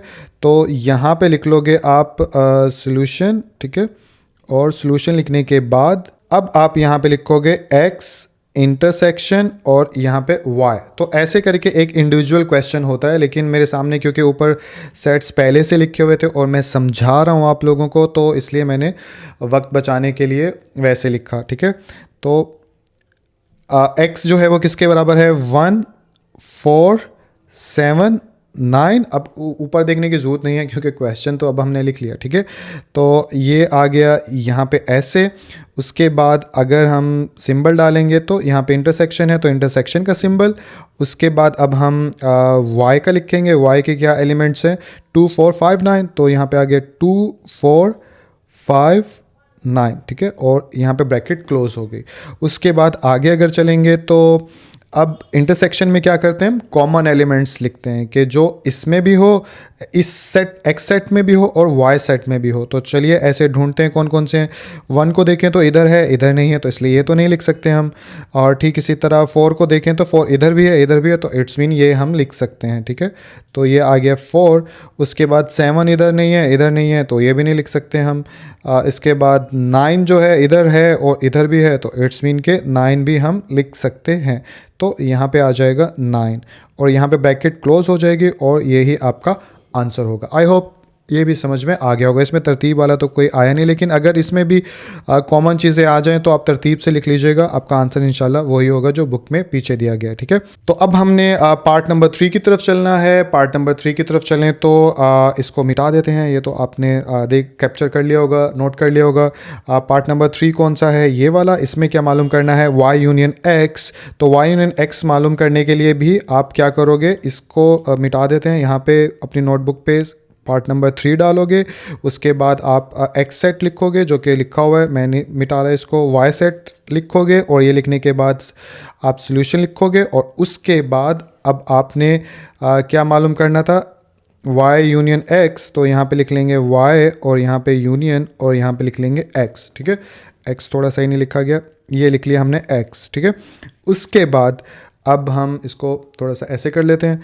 अब y यूनियन x मालूम करना है, तो अब हमें सबसे पहले y लिखा हुआ है तो y का सेट लिखना होगा। y का सेट कौन सा है, ये वाला। तो यहाँ पे आ जाएगा 2 4 5 9, ठीक है। और उसके बाद आ जाएगा सिंबल जो मालूम करने जा रहे हैं, यूनियन। उसके बाद आ जाएगा x। x किसके बराबर है, 1 4 7 9, ठीक है। और ये अब क्लोज हो गई ब्रैकेट। इसके बाद अब हम इसमें यूनियन में क्या होता है, ऑल एलिमेंट्स लिखते हैं। तो ऑल एलिमेंट्स में तरतीब के साथ आप लिखते चले जाएं, जैसे कि पहले वाले में किया था। तो सबसे पहले इधर देखें तो 1, बल्कि तरतीब का मुझे जो आसान तरीका लगता है वो यही लगता है कि पहले एक रफ पेज पे लिख लो, जैसे कि 2 देख लिया, इधर है उधर तो नहीं है। उसके बाद 4 यानी कि एक बार तो इसके सारे लिख लो, 2 4, उसके बाद 5, उसके बाद 9, ठीक है। तो ये सारे एलिमेंट्स तो लिखे जाएंगे ना भाई, यूनियन में सारे लिखे जाते हैं। तो इसके बाद अब इसमें देख लो, जो पहले से मौजूद है उसको ना लिखो, जो नहीं मौजूद वो लिख लो उसके बाद। तो अब हम देखें तो 1 पहले से मौजूद नहीं है इसमें, तो 1 लिख लेंगे हम। उसके बाद 4 मौजूद है तो ये नहीं लिखते, 7 मौजूद नहीं है तो 7 भी लिख लेंगे हम, ठीक है। उसके बाद 9 जो है वो पहले से मौजूद है तो ये नहीं लिखते। तो बेसिकली ये वो सेट है जो कि हमारा आंसर होगा। अब इसमें तरतीब से लिखना आसान होता है, वरना देखते रहो इसमें इधर कौन सा नहीं है, तो उसमें वक्त ज़्यादा लगता है और गलती के चांसेस भी होते हैं, ठीक है। लेकिन अब ये तो है ही बिल्कुल ठीक, तो इसमें से कम चांसेस होंगे। तो इसको तरतीब से लिखूं तो इसमें सबसे पहले 1 लिख लेते हैं, उसके बाद 2 लिख लेते हैं, 3 तो है ही नहीं, 4 लिख लेते हैं, 5 लिख लेते हैं और साथ में लास्ट डिजिट हमारे पास 9 लिख लेते हैं, ठीक है। एंड में गिन भी लिया करो, 1 2 3 4 5 एलिमेंट्स थे, 1 2 3 4 5 6, देखा अभी मेरी गलती निकल आई। तो ऐसे यानी कि मैथ में बाज़ औक़ात लगता है कि हम सही करके, सॉरी वो भी मिटा दिया, लगता ही है कि हम सही करके आए, लेकिन एक्चुअली में एक गलती होती है। जैसे मेरी वीडियो में भी मैं अक्सर रिकॉर्ड गलत कर जाता हूँ और बाद में जब आप कमेंट करते हो तो मुझको वाकई पता चलता है कि यार इसमें छोटी सी मिस्टेक कर दी है मैंने। तो 5 के बाद देखिए 7 डिजिट आना था, तो यहाँ पे आ गया 7 और उसके बाद 9, ठीक है। तो अब फाइनली हमने सारे जो है एलिमेंट्स लिख लिए और यही हमारा आंसर होगा। तो ये क्वेश्चन भी आप लोगों का ख़त्म हुआ। अब यानी कि 3rd और 4th पार्ट की तरफ चलना है, तो इसको मिटा देते हैं यहाँ से, ठीक है। और 4th पार्ट इसको भी मिटा देते हैं, इधर लिखते हैं पार्ट नंबर 4, ठीक है। और उसके बाद आप x लिखोगे, y लिखोगे, ठीक है। और उसके बाद सोल्यूशन लिखोगे और उसके बाद यहाँ पे हमने मालूम करना है y यूनियन x। तो y यूनियन x जो है यहाँ पे लिख लेते हैं y इंटरसेक्शन x, ठीक है। तो y इंटरसेक्शन x हो गया। अब y कितना है हमारे पास, y अगर देखें तो ये है 2 4 5 9 और इधर चलें तो इंटरसेक्शन और इधर आ गया तो x में क्या आएगा 1 4 7 9 और ये क्लोज हो गई। इसके बाद आगे अगर चलें तो यहाँ पे आ जाएगा इंटरसेक्शन में कॉमन लिखते हैं तो छोटे डिजिट से देखना शुरू कर देते हैं। ये आसान है। 1 दोनों में है नहीं है इसलिए नहीं लिख सकते। 2 दोनों में जो है वो मौजूद नहीं है, ये भी नहीं लिख सकते। 4 दोनों में मौजूद है तो इसलिए ये लिख सकते हैं। और 5 दोनों में मौजूद नहीं है। 9 दोनों में मौजूद है तो 9 भी लिख सकते हैं। तो ये हमारा आंसर होगा। तो इस तरह से ये आपके क्वेश्चंस हैं। अगेन से मैं कह रहा हूँ, तरीका सॉल्व करने का कोई भी हो सकता है, मेरा काम आप लोगों को समझाना है। इसलिए आप समझदारी के साथ उन चीज़ों को अडॉप्ट करिए जो सबसे बेहतर आपको लगती है, फिर चाहे वो मेरी है या किसी और की है। ठीक है, ओके। तो अगले क्वेश्चन की तरफ चलते हैं। तो क्वेश्चन नंबर 2 आप लोगों को स्क्रीन के ऊपर नजर आ रहा है। इसको एक बार पढ़ें तो इसमें क्या बोला जा रहा है, इफ़ अगर x जो है वो सेट ऑफ प्राइम नंबर्स हो, ठीक है, और क्या बोला जा रहा है कि y जो है वो फर्स्ट 12 नेचुरल नंबर का सेट हो। और इसके बाद क्या बोला जा रहा है, देन फाइंड द फॉलोइंग। तो बदले में आपको ये 4 चीज़ें जो दी गई हैं इनको मालूम करना है, यूनियन और इंटरसेक्शन, जो कि पिछले क्वेश्चन की तरह ये ज़्यादा मुश्किल नहीं है। बस पिछले क्वेश्चन और इस क्वेश्चन में ये फ़र्क है कि पिछले क्वेश्चन में आप लोगों को जो क्वेश्चन या सेट दिया गया था वो आप लोगों को रोस्टर फॉर्म में दिया गया था, लेकिन इधर जो है वो डिस्क्रिप्टिव या इसको बोलते हैं स्टेटमेंट फॉर्म, ठीक है, या स्टेटमेंट की सूरत में इधर सेट दिया गया है। आई होप कि आपने वीडियो में पीछे जो है रिप्रेजेंटेशन ऑफ सेट्स के अंदर सीखा होगा कि 3 तरह से सेट्स को रिप्रेजेंट किया जा सकता है, रोस्टर फॉर्म, डिस्क्रिप्टिव फॉर्म और सेट बिल्डर फॉर्म। ठीक है, तो अभी हम इसको रोस्टर फॉर्म में कन्वर्ट करेंगे। रोस्टर फॉर्म कौन सी होती है, जिसमें नंबर होते हैं वो रोस्टर फॉर्म होती है। ठीक है, और जिसमें ऐसे स्टेटमेंट लिखी होती है उसे स्टेटमेंट या डिस्क्रिप्टिव फॉर्म कहा जाता है, और बाकी जिसमें एक्स सच दैट एक्स होता है उसे सेट बिल्डर फॉर्म कहा जाता है। आई होप नहीं पता तो अभी पता चल गया होगा। तो हम पहले इसको रोस्टर फॉर्म में चेंज करेंगे ताकि यूनियन मालूम कर सकें। ऐसे यूनियन मालूम करना थोड़ा सा मुश्किल है। तो इसे सॉल्व करने के लिए सबसे पहले क्वेश्चन का पार्ट लिख लेते हैं जिसको सॉल्व करने जा रहे हैं। तो हम सॉल्व करने जा रहे हैं एक्स यूनियन वाई, ठीक है, और इसके बाद बल्कि हम एक्स यूनियन वाई सॉल्व करने तो जा रहे हैं, लेकिन हमें सबसे पहले तो इसको कन्वर्ट करना है ना, तो हम इसको कन्वर्ट ही कर लेते हैं। तो यहाँ पे हम सबसे पहले लिखेंगे x, और x लिखने के बाद इधर सेट ऑफ प्राइम नंबर्स किसे कहा जाता है। वीडियो में मैं पीछे बता चुका हूँ इंपॉर्टेंट सेट्स वाले टॉपिक के अंदर। अगर आपको नहीं देखी वो तो सेट्स एक बार ज़रूर देख लीजिए। इसी वीडियो के डिस्क्रिप्शन में जाके इंपॉर्टेंट सेट्स आपको नज़र आ जाएंगे, वहाँ जाके उससे देख लीजिएगा। मुख्तसिर बता देता हूँ प्राइम नंबर्स किसे कहा जाता है। प्राइम नंबर्स ऐसे नंबर्स होते हैं जो या एक पे तकसीम या डिवाइड होते हों, या फिर उसके अलावा इटसेल्फ, ठीक है, एक पे होते हों एंड और इटसेल्फ, और ख़ुद पे डिवाइड होते हों, बाकी किसी और नंबर पे डिवाइड ना होते हों। तो अभी मैं लिखूँगा तो फिर इस बात को थोड़ा सा और बता देता हूँ ताकि अच्छे से समझ में आ जाए। तो ये मैंने सारे प्राइम नंबर्स लिख दिए। अब आप देखिए कि जैसे 2 है, 2 या तो 1 पे डिवाइड होता है या इसके अलावा खुद पे होता है, जैसे 2 1 ज़ा 2, ठीक है, और 1 पे होता है, जैसे अंदर 2 रखेंगे तो बाहर 1 करेंगे, 1 2 द 2। तो आई होप के इस तरह सारे नंबर्स हैं, आप किसी को भी चेक कर लें। जैसे इसको पीछे करके ही रिमूव करते हैं, ऐसे तो रिमूव हो नहीं रहा सही तरह। तो इससे आगे किस नंबर को और चेक करोगे आप 7 को चेक कर लो। 1 पे जाता है 7, ठीक है, और इसके अलावा 7 जो है वो खुद 7 पे जाता है। इसके अलावा 13 भी ऐसे ही है, 17 भी सिर्फ 2 नंबर पे ही 1 पे तकसीम होगा या और इटसेल्फ खुद पे डिवाइड होगा। तो ये एक डेफिनेशन है। वैसे एक और डेफिनेशन भी है, मेरा दिल कर रहा है कि वो भी मैं बता दूं। काफ़ी बच्चों को शायद उनके टीचर ने वो बताया हो कि ऐसे नंबर्स जिनके 2 फैक्टर्स हों, ठीक है, उनको भी प्राइम नंबर्स कहा जाता है। बेसिकली दोनों का मकसद एक ही है, बस अलग अलग तरह से बताए गए, आपको जो आसान लगे वो। जैसे दूसरे मेथड से बताऊं तो जैसे 5 को ले लो, 5 के 2 फैक्टर्स हैं, कौन कौन से, 1 × 5। तो फैक्टर किसे कहा जाता है, ऐसे नंबर्स जिनको मल्टीप्लाई किया जा रहा हो और बदले में एक रिज़ल्ट आ रहा हो। तो मल्टीप्लाई होने वाले नंबर जो होते हैं वो फैक्टर्स कहलाते हैं, और जो रिज़ल्ट आता है उन्हें प्रोडक्ट कहा जाता है। तो अब कोई सा भी प्राइम नंबर देख लो, उनके 2 ही फैक्टर होंगे। 13 को देख लो, 13, इसको 1 × 13, बस तभी, यानी 1 को 13 से करें या 13 को 1 से करें तभी 13 आएगा। बाकी कोई भी ऐसा नंबर नहीं है जिसको किसी भी नंबर के साथ मल्टीप्लाई करें तो 13 आ जाए। तो ये बात हो गई थोड़ी सी प्राइम नंबर्स के ऊपर। तो प्राइम नंबर समझ में आ गया। नेचुरल नंबर का तो आसान ही है, इसको पता ही होगा। ऐसे सेट्स जो 1 से शुरू होता है, और आगे काउंटिंग चलती रहती है, तो उसे नेचुरल नंबर्स का सेट कहा जाता है। तो चलिए नेचुरल नंबर का सेट लिखते हैं। तो यहाँ पे आ गया वाई से रिप्रेजेंट करना है, तो 1 से शुरू करना है, 1 2 3 4 5 6। आप ऐसे भी कर सकते हो, 1 2 3 के बाद 3 डॉट डाल दो, वो सोन को रिप्रेजेंट करते हो, एंड में 12 लिख दो। लेकिन वीक बच्चों के लिए मैं सोच रहा हूँ कि सारे कर देते हैं, ताकि सारी बात उनको अच्छे से समझ में आ जाए। यहाँ पे 10 आ जाएगा, यहाँ पे 11, यहाँ पे 12। तो ये हमारे पास फर्स्ट 12 नेचुरल नंबर्स जैसे कि इधर बताए गए थे वो हमने लिख दिए। यहाँ पर एक बात बताना भूल गया आप लोगों को, जो कि इम्पोर्टेंट थी, पहले बतानी चाहिए थी। लेस देन और इक्वल टू 17, जैसे 17 की अलावा कोई भी नंबर हो सकता है। बेसिकली आप समझ रहे हैं लेस देन और इक्वल टू इसका मतलब क्या होता है। तो लेस देन और इक्वल टू का मतलब ये होता है कि जो भी नंबर आगे दिया गया, जैसे इधर 17 दिया गया है, तो आपने जो सेट बनाना है उसके अंदर 17 यानी कि लेस देन और इक्वल टू 17 मतलब 17 से सारे कम नंबर्स होंगे और 17 को भी लिखना होगा। ठीक है, इसका सिंबल जो होता है ऐसे करके नीचे लाइन होती है। इस लाइन का मतलब ये है कि जो नंबर एंड में लिखा हुआ है, जैसे इधर 9 लिखा है, तो 9 भी उस सेट का हिस्सा होगा। आई होप समझ में आ गया होगा, पहले भी पता होगा।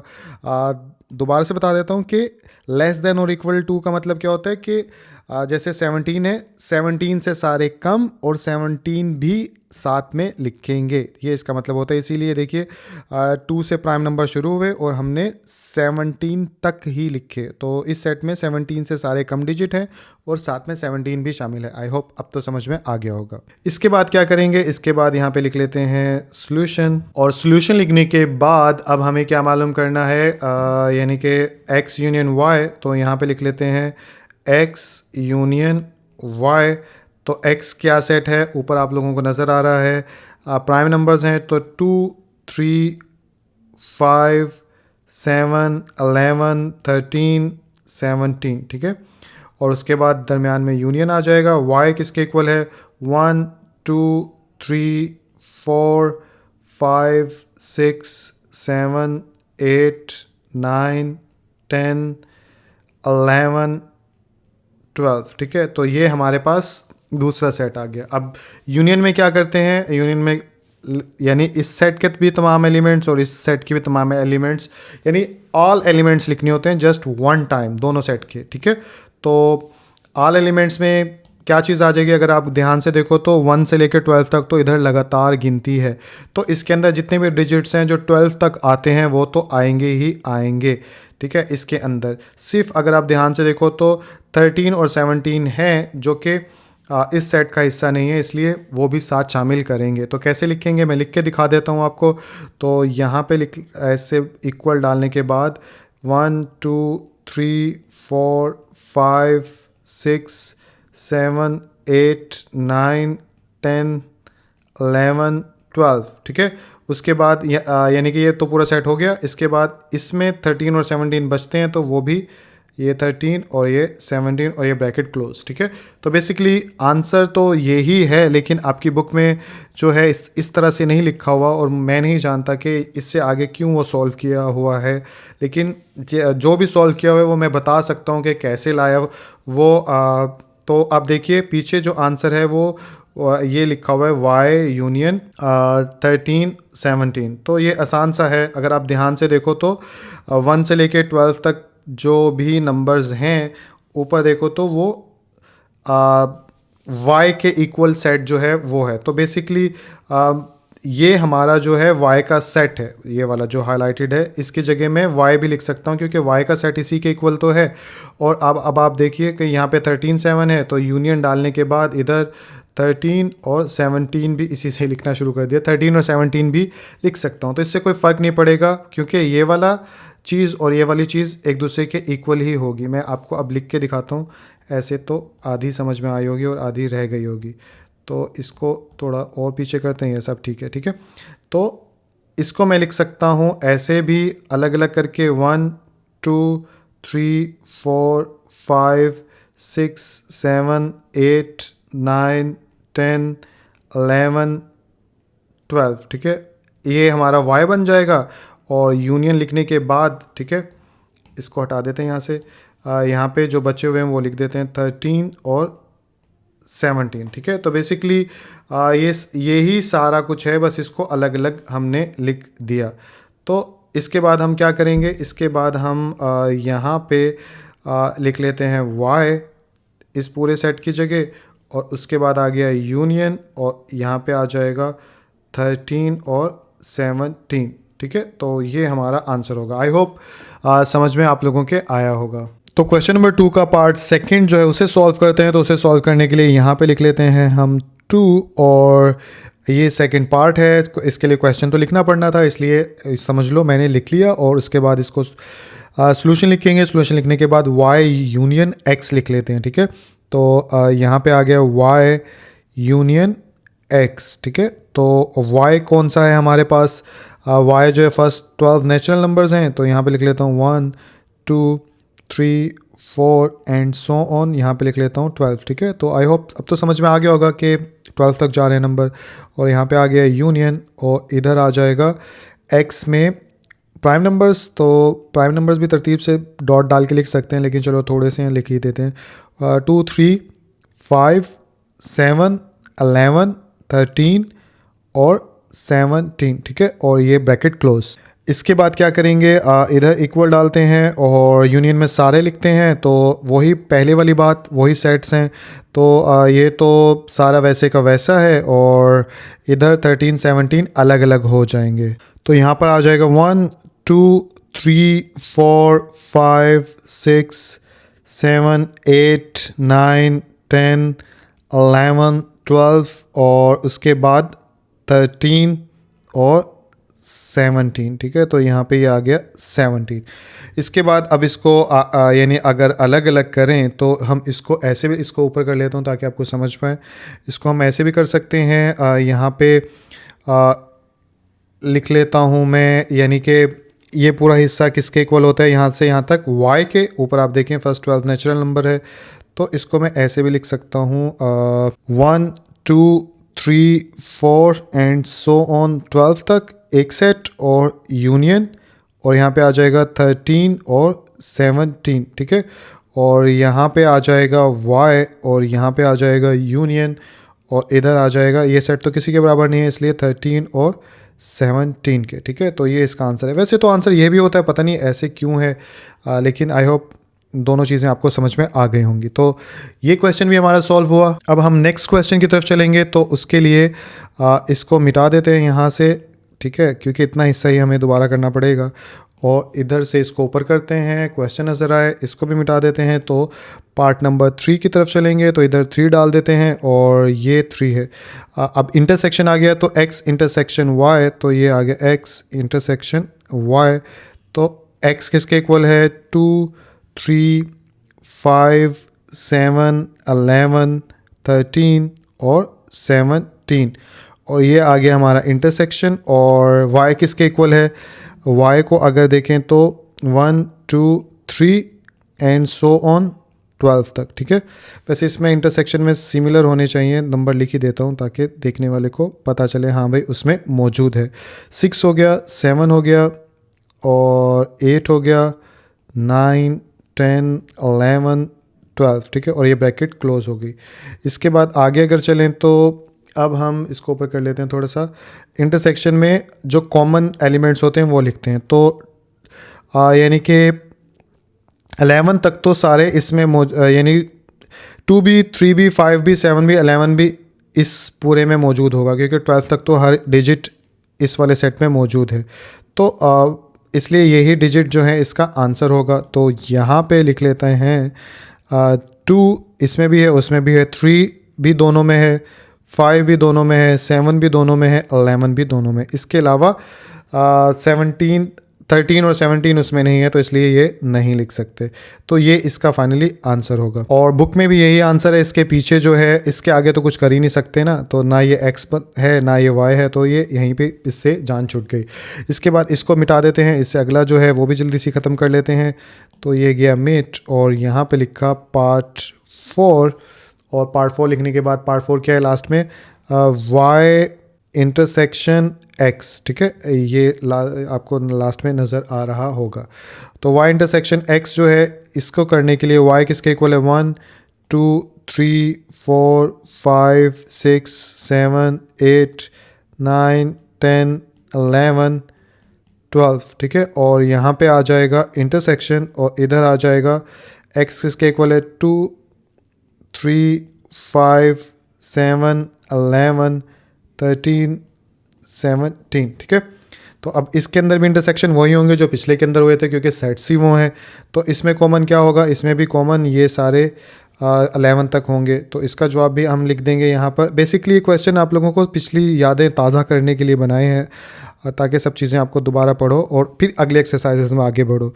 तो 2 3 5 7 11 और ये ब्रैकेट क्लोज और ये हमारा आंसर हो जाएगा, ठीक है। तो आई होप ये सेकंड क्वेश्चन आसान सा था, समझ में आ गया होगा। तो क्वेश्चन नंबर 3 आप लोगों को स्क्रीन के ऊपर नजर आ रहा है, इसको भी पढ़ लेते हैं। इसमें क्या बोला जा रहा है, इफ अगर x जो है वो एम्प्टी सेट के इक्वल हो और y जो है वो पॉजिटिव इंटीजर सेट के इक्वल हो और t का सेट जो है वो ऑड नंबर्स जो कि पॉजिटिव होते हैं उस पर डिपेंड करता हो, तो बदले में आपको ये 6 क्वेश्चन जो हैं वो सॉल्व करने हैं, ठीक है। तो ये भी आसान सा है, लेकिन इसमें क्वेश्चन शुरू करने से पहले कुछ चीज़ों का आपको पता होना चाहिए। जैसे ये जो है ये सिंबल एम्प्टी सेट को कहा जाता है। जैसे एम्प्टी सेट को हम ऐसे भी लिख सकते हैं और ऐसे भी करके लिख सकते हैं। तो जब भी ऐसा ऐसा है तो इसका मतलब एक ही होता है, जिसका क्या मतलब होता है, एम्प्टी सेट। और एम्प्टी सेट किसे कहा जाता है, ऐसा सेट जिसके अंदर यानी कि कोई एलिमेंट ना हो, ठीक है।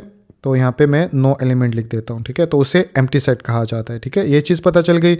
उसके बाद ये जी के ऊपर आपको छोटा सा प्लस नज़र आ रहा है, इसका क्या मतलब होता है। तो देखिए सबसे पहले हमें ये पता होना चाहिए और पता भी होगा कि z से मीन कौन सा सेट होता है। तो z जो है वो जाहिर करता है इंटीजर्स के सेट को, और इंटीजर के सेट अगर वीडियो में पीछे आपने देखा है तो पता होगा कि इंटीजर सेट्स के अंदर तमाम पॉजिटिव, नेगेटिव और ज़ीरो भी आता है, ठीक है। तो इंटीजर का सेट होता है कुछ ऐसे करके, ठीक है। और इधर चलें तो -1 -2 और सो ऑन, तो ये इंटीजर का सेट होता है। तो लेकिन उसने क्या बोला है, इंटीजर के ऊपर प्लस डाल दिया, जिसका मतलब ये है कि इंटीजर का सेट तो लिखना है लेकिन तमाम पॉजिटिव एलिमेंट्स या नंबर्स ही आपने लिखने हैं इस सेट के अंदर। तो z प्लस से मुराद क्या होगा, z प्लस से का मतलब ये होगा कि एक सेट जिसमें 1 2 3 4 एंड सो ऑन काउंटिंग चल रही है, तो इसे बोलेंगे z प्लस या पॉजिटिव इंटीजर सेट। ज़ीरो क्यों नहीं लिखा, ज़ीरो ना प्लस का होता है ना माइनस का होता है, इसलिए ये नहीं लिखा। तो इसलिए ये भी समझ में आ गया z के ऊपर प्लस क्यों डला है। ठीक इसी तरह ऑड नंबर के ऊपर भी देख लेते हैं कि प्लस क्यों डला हुआ है, बिकॉज इसके साथ भी वही इशू है कि ऑड नंबर, ओ से मीन ऑड नंबर, और ऑड नंबर का सेट ऐसा सेट होता है जिसमें तमाम पॉजिटिव और नेगेटिव नंबर्स या इंटीजर्स होते हैं, ठीक है। तो क्योंकि ऑड सेट के अंदर पॉजिटिव और नेगेटिव दोनों इंटीजर होते हैं, आप अपनी बुक में पीछे देख भी सकते हैं तमाम सेट्स जो दिए गए हैं पिछले पेजेस पर। तो अब इसने क्वेश्चन में इधर भी प्लस डाल दिया, तो इसका मतलब क्या होगा कि आपने ऑड नंबर का सेट तो लिखना है लेकिन तमाम इसमें पॉजिटिव नंबर का ही जिक्र करना है इस क्वेश्चन को सॉल्व करते हुए। तो ये आपको ओ प्लस की कहानी भी समझ में आ गई, ठीक है।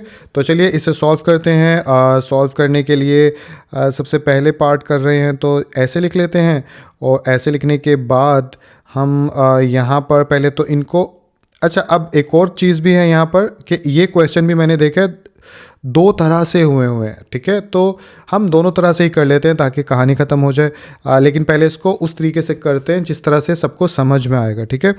तो सबसे पहले इफ़ x किस सेट के इक्वल है, एम्प्टी सेट के इक्वल, तो इसको तो हम ऐसे का ऐसे ही लिख देते हैं। उसके बाद हमें y का सेट दिया गया है, तो y किसके इक्वल लिखेंगे, y यहाँ पे लिखेंगे पॉजिटिव इंटीजर्स, तो ये हो गया 1 2 3 4 एंड सो ऑन, ठीक है। तो y का सेट भी हो गया। उसके बाद t जो सेट है वो कौन सा है, ऑड नंबर लेकिन पॉजिटिव होने चाहिए। तो ऑड नंबर पॉजिटिव कौन से होंगे, 1 3 5 एंड सो ऑन, ठीक है। तो ये तीनों हमने सेट जो है वो टैबुलर रोस्टर फॉर्म, अच्छा पहले मैं रोस्टर फॉर्म बोल गया, रोस्टर फॉर्म भी कहा जाता है इस तरह के सेट्स को, लेकिन एक और नाम भी है जो कि आप लोगों को शायद पता नहीं होता कि टैबुलर फॉर्म भी इसे कहा जाता है। तो जहाँ भी टैबुलर या रोस्टर होगा वहाँ पर इस तरह का सेट लिखा जाता है, ठीक है।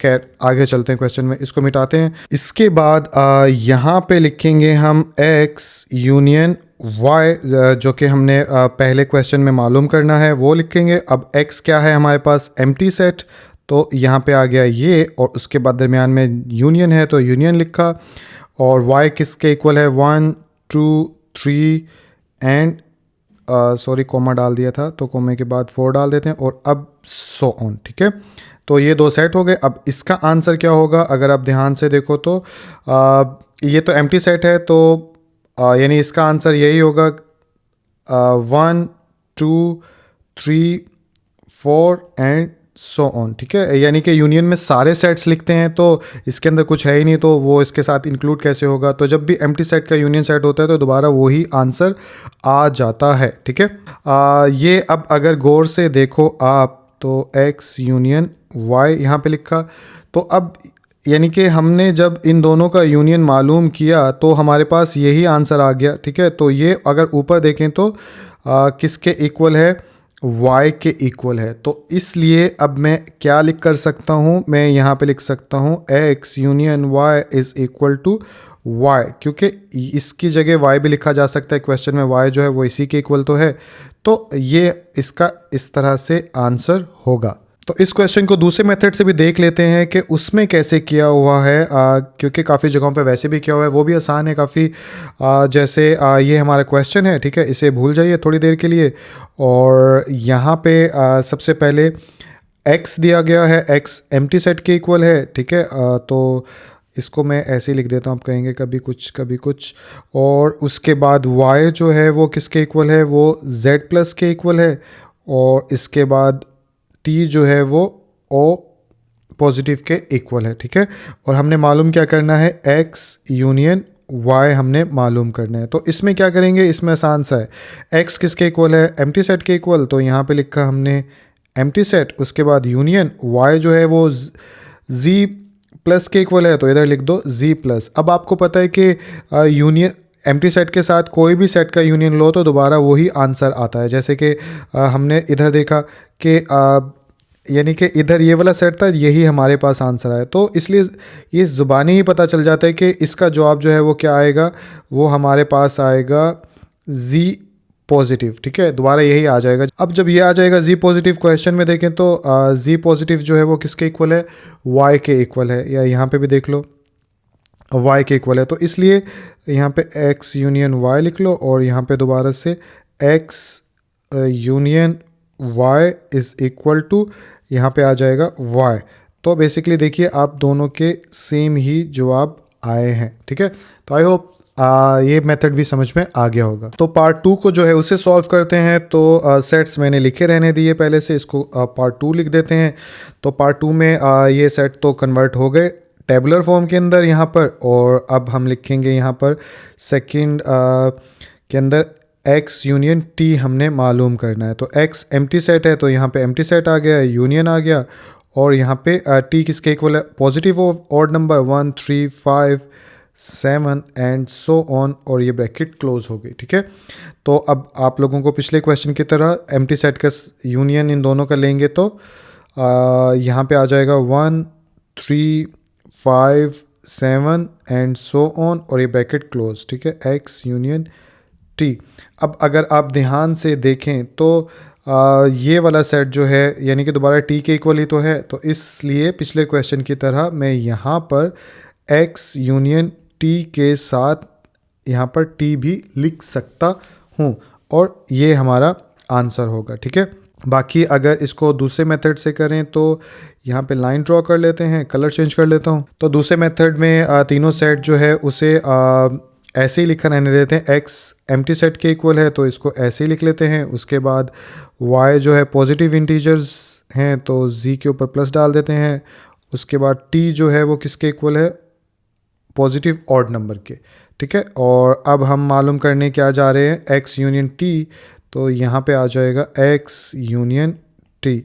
तो x किसके इक्वल है, एम्प्टी सेट, और उसके बाद यूनियन t किसके इक्वल है, सॉरी अब तो यहाँ पे सेट नहीं लिखेंगे, t बराबर है हमारा पॉजिटिव ऑड नंबर के। तो इसका आंसर वही यानी कि यूनियन एम्प्टी सेट के साथ लेंगे तो वही सेट आ जाएगा जो इसका 7 लिखा हुआ है। तो यहाँ पे ओ पॉजिटिव ही आ जाएगा। और इसको फर्दर देखें तो ओ पॉजिटिव ऊपर किसके इक्वल है, टी के इक्वल है। तो इसको यहाँ पे मैं टी भी लिख सकता हूँ। तो अब आप देख सकते हो दोनों के आंसर जो है वो सेम है। तो अब जो है तीसरा पार्ट करते हैं। तीसरा पार्ट करें तो इधर डाल देते हैं 3 और साथ में तीसरे में क्या करना है, फिर यूनियन वाई यूनियन टी। तो यहाँ पे लिख लेते हैं वाई यूनियन टी। ठीक है, तो अब वाई जो है वो 1 2 3 4 एंड सो ऑन। ठीक है, फिर कोमा डाल के डाल रहा हूँ एंड सो ऑन। और इधर आ जाएगा यूनियन टी जो है वो किसके इक्वल है, पॉजिटिव ऑड नंबर। तो 1 3 5 7 और ये यहाँ पे ब्रैकेट क्लोज हो गई। इसका जब यूनियन लेंगे तो अब दोनों के अंदर जो जैसे अगर आप देखें तो इधर तो काउंटिंग लगातार शुरू है 1 2 3 4 5 6 7 8 9 10 एंड सो ऑन। तो तमाम ऑड नंबर्स जो हैं वो इसके अंदर जो भी एलिमेंट्स होंगे वो इसके अंदर मौजूद हैं। तो इट्स मीन के सिंपल सी बात यह है कि अगर मैं इसी सेट को लिख लूँ तो सारे इसके एलिमेंट इसी के अंदर मौजूद हो जाएंगे और किसी भी सेट के अंदर 2 दफ़ा एक ही एलिमेंट नहीं लिख सकते। तो इसलिए इसका आंसर जो होगा 1 2 3 4 एंड फिर कोमा डाल के ये ऐसे हो गया। ठीक है, तो आई होप इसमें समझाने वाली बात तो मुझे नहीं लग रही।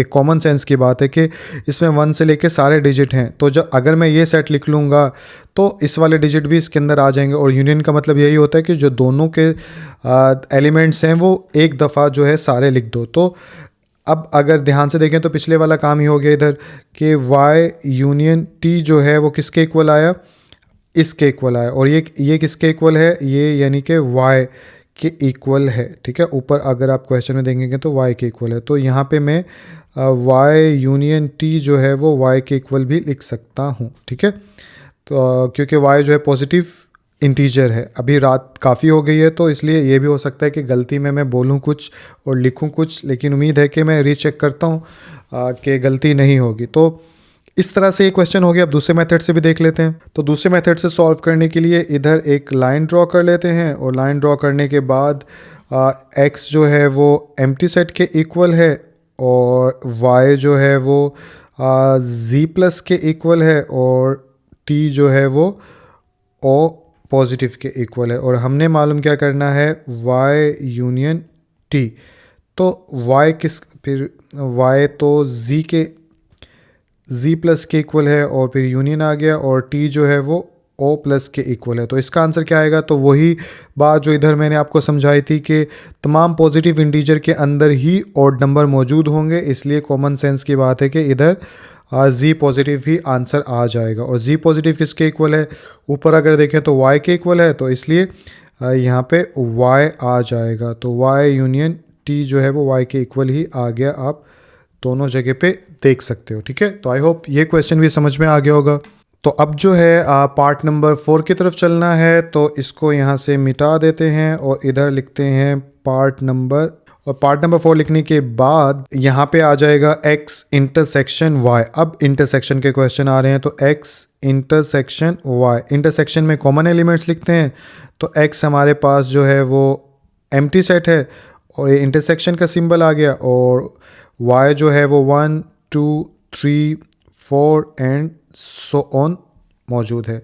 तो इंटरसेक्शन में तमाम कॉमन एलिमेंट लिखते हैं। तो ये तो है ही एम्प्टी, खाली बिल्कुल। तो इसके तमाम एलिमेंट इसमें हैं नहीं है, या फिर दूसरे आसान लफ्ज़ों में बात करें तो दोनों ऐसे एलिमेंट्स इन दोनों को देखने के बाद हैं जो दोनों में मौजूद हों, ऐसे नहीं है। तो इसलिए ये सेट जो है वो क्या होगा, एम्प्टी सेट ही होगा। तो एम्प्टी सेट ऊपर देखें तो x के बराबर है। तो इसलिए यहाँ पे लिख सकते हैं x intersection y is equal to x। ठीक है, x intersection y। I hope आसान सा था, समझ में आ गया होगा।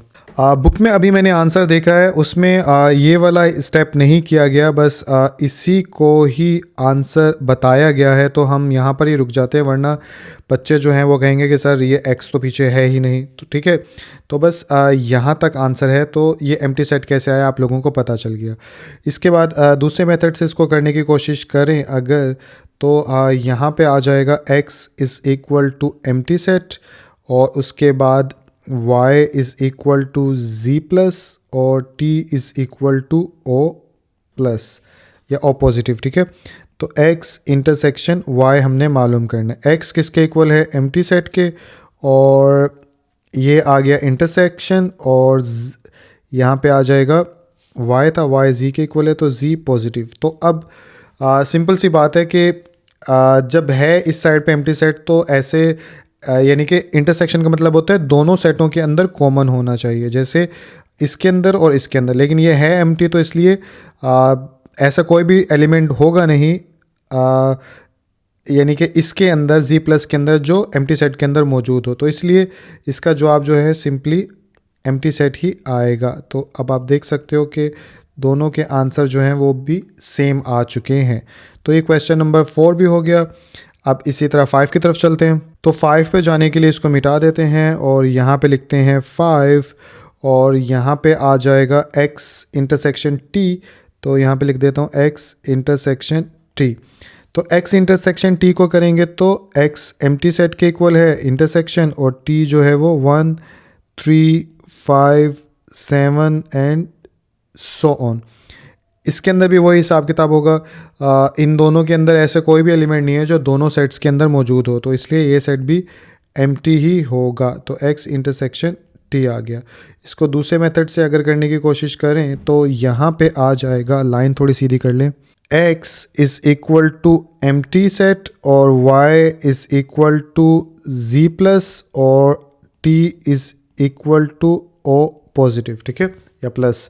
तो अगर इसको हम यहाँ पे लिखें x intersection t is equal to x आ गया एम्प्टी सेट, सॉरी इसको वो कह रहा हूँ ना, रात काफ़ी हो गई। तो ये एम्प्टी सेट इंटरसेक्शन और t किसके इक्वल है? ओ पॉजिटिव के, तो ये ओ पॉजिटिव। तो अब अगेन से वही वाली बात कि ऐसा कोई भी एलिमेंट इन दोनों में नहीं होगा, ऐसा कोई भी एलिमेंट नहीं होगा जो इन दोनों सेट्स के अंदर मौजूद हो, तो इसलिए इसका जवाब भी पिछले क्वेश्चन की तरह एम्प्टी सेट ही आएगा, जिसको आप ऐसे भी लिख सकते हो या फिर ऐसे भी लिख सकते हो। तो आप देख सकते हो दोनों तरफ जो है वो सेम आंसर ही पिछले की तरह आया है। तो आई होप ये क्वेश्चन भी समझ में आ गया होगा। तो पार्ट नंबर 6 है। 6 को सॉल्व करने के लिए इधर लिख लेते हैं 6, और 6 में क्या है? y intersection t। तो यहाँ पे लिखेंगे y इंटरसेक्शन t, ठीक है। तो y किसके इक्वल है? 1 2 3 4 एंड सो ऑन। इंटरसेक्शन और t किसके इक्वल है? 1 3 5 7 एंड सो ऑन। तो इन दोनों में क्या कॉमन है? अगर ध्यान से देखें तो अब यहाँ पे इस क्वेश्चन के अंदर कॉमन हो सकता है 1 इसमें भी है, इसमें भी है, 3 इसमें भी है, इसमें भी है, फिर 5 इसमें, यानी कि जो भी ये टी वाला सेट होगा वो सारे एलिमेंट्स इसके अंदर मौजूद होंगे। तो इसलिए इसका जो आंसर बनेगा इंटरसेक्शन का वो क्या बनेगा? वो ये वाला सेट ही बन जाएगा, क्योंकि ये सारे इस सेट के सारे एलिमेंट्स इसके अंदर मौजूद हैं। तो जो दोनों में मौजूद होते हैं वही लिखते हैं हम। तो यहाँ पे आ जाएगा 1 3 5 7 एंड सो ऑन। तो यहाँ पे आ गया y इंटरसेक्शन t। और अगर अब आप ध्यान से देखो तो ये वाला सेट जो है वो किसके इक्वल है? ऊपर इसके इक्वल है 1 3 5 7। तो यहाँ पे लिख लेंगे हम t और यहाँ पे आ गया y इंटरसेक्शन t। मेरा मेन मकसद जो है आप लोगों को समझाना है, और आई होप कि समझ आपको आ रहे होंगे, और अपने टीचर, अपनी ये लाइन कभी सीधी डलती नहीं है, अपने आप टीचर से भी इस चीज़ को अच्छे से समझ सकते हो, ठीक है। कॉन्सेप्ट तो यहाँ से मिल ही गया आप लोगों को। तो लास्ट पार्ट है, जल्दी से इसको ख़त्म करके सोते हैं। तो यहाँ पे आ जाएगा x जो है वो एम्प्टी सेट है और y जो है वो किसके इक्वल है? पॉजिटिव इंटीजर, और t जो है वो ऑड पॉजिटिव यानी कि ओ पॉजिटिव। तो यहाँ पे आएगा y इंटरसेक्शन t। तो y हमारे पास है z प्लस इंटरसेक्शन और t हमारे पास o प्लस। तो अब आपको पता है कि पॉजिटिव इंटीजर्स के अंदर गिनती जो है 1 2 3 4 5 6 सारी शुरू होती है। तो यानी कि इसके सारे एलिमेंट z प्लस के अंदर मौजूद हैं, जैसे कि ये वाली बात है, बस वहाँ पे उस फॉर्म के अंदर जिक्र हो रहा है, समझना पड़ रहा है आपको।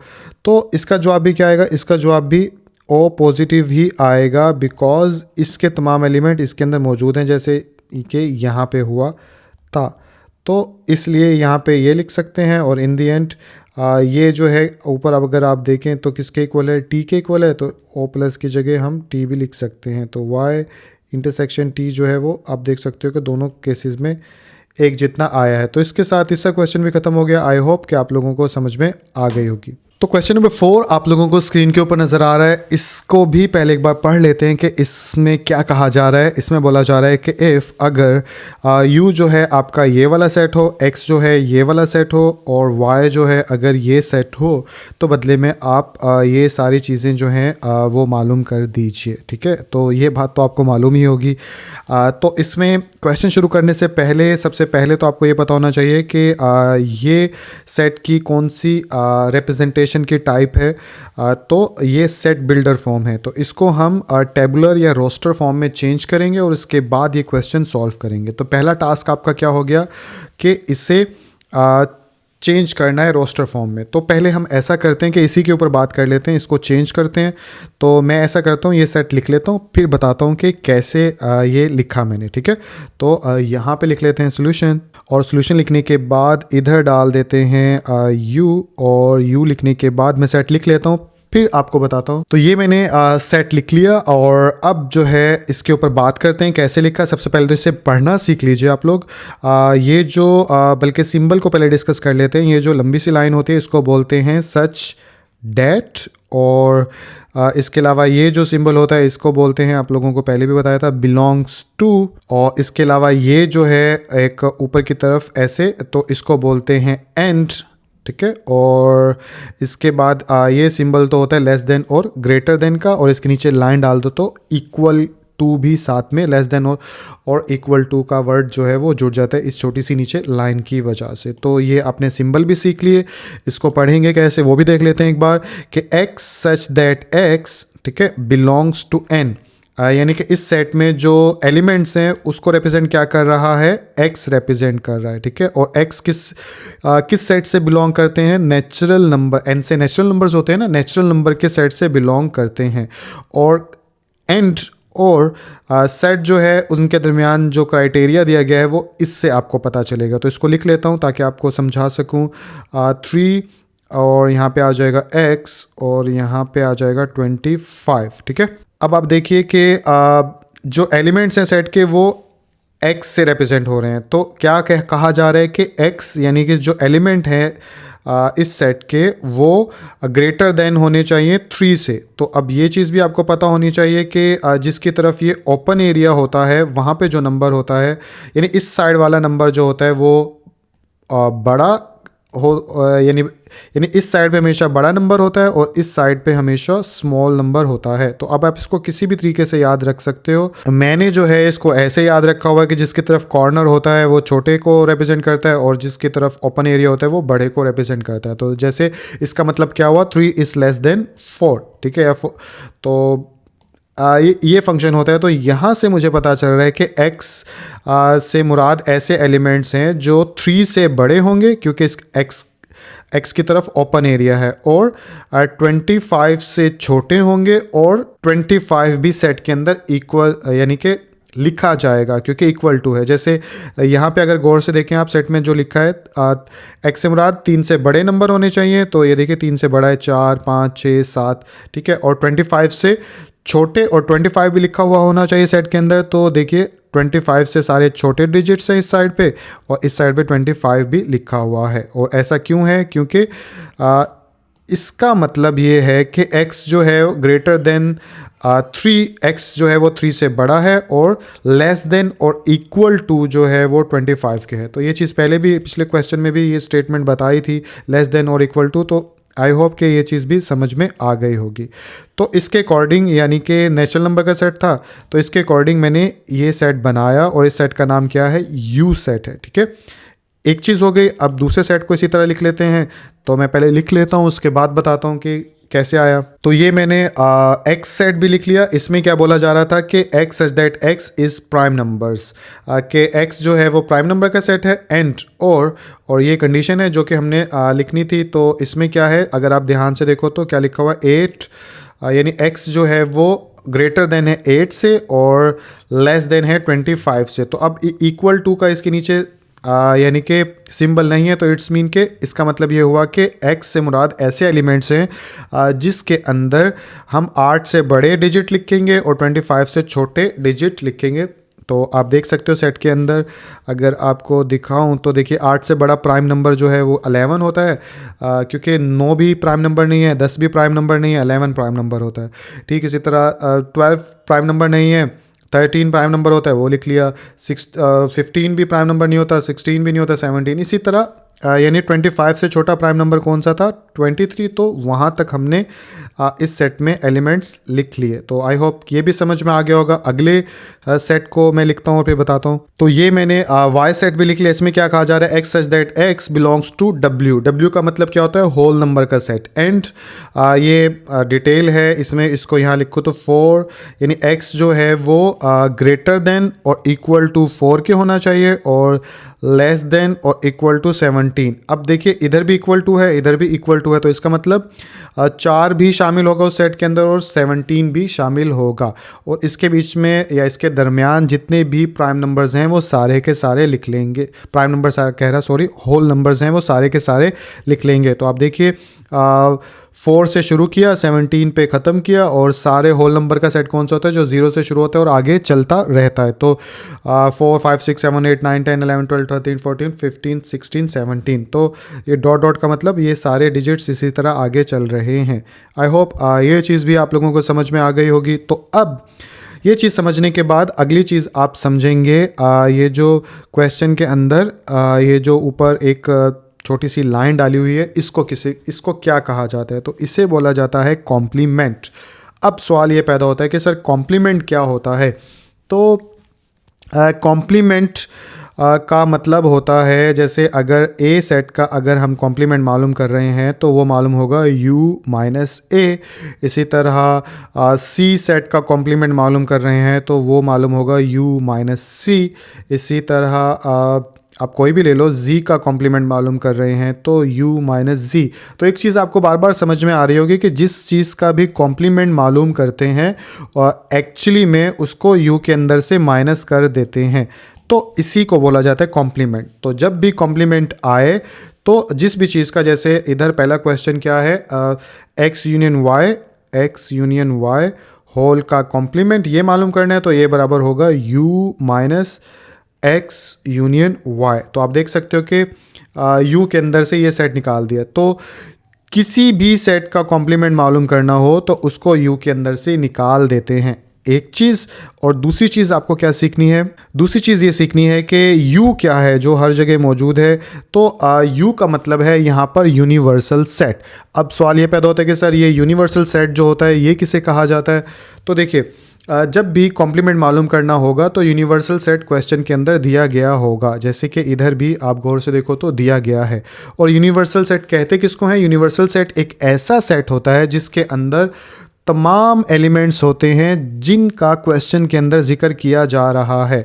जैसे इधर एक्स सेट का जिक्र किया गया है और वाई सेट का जिक्र किया गया है, तो एक्स सेट के एलिमेंट्स भी यूनिवर्सल सेट में होंगे और वाई सेट के एलिमेंट्स भी यूनिवर्सल सेट के होंगे। तो जो मुझे सही लगा उस हिसाब से मैंने बता दिया, और आई होप कि ज़्यादा इसमें दिमाग लड़ाना नहीं है। बस जब भी कॉम्प्लीमेंट मालूम करना हो तो उसको यू के अंदर से माइनस कर दो, ठीक है। तो ये कॉम्प्लीमेंट भी आपने समझ लिया।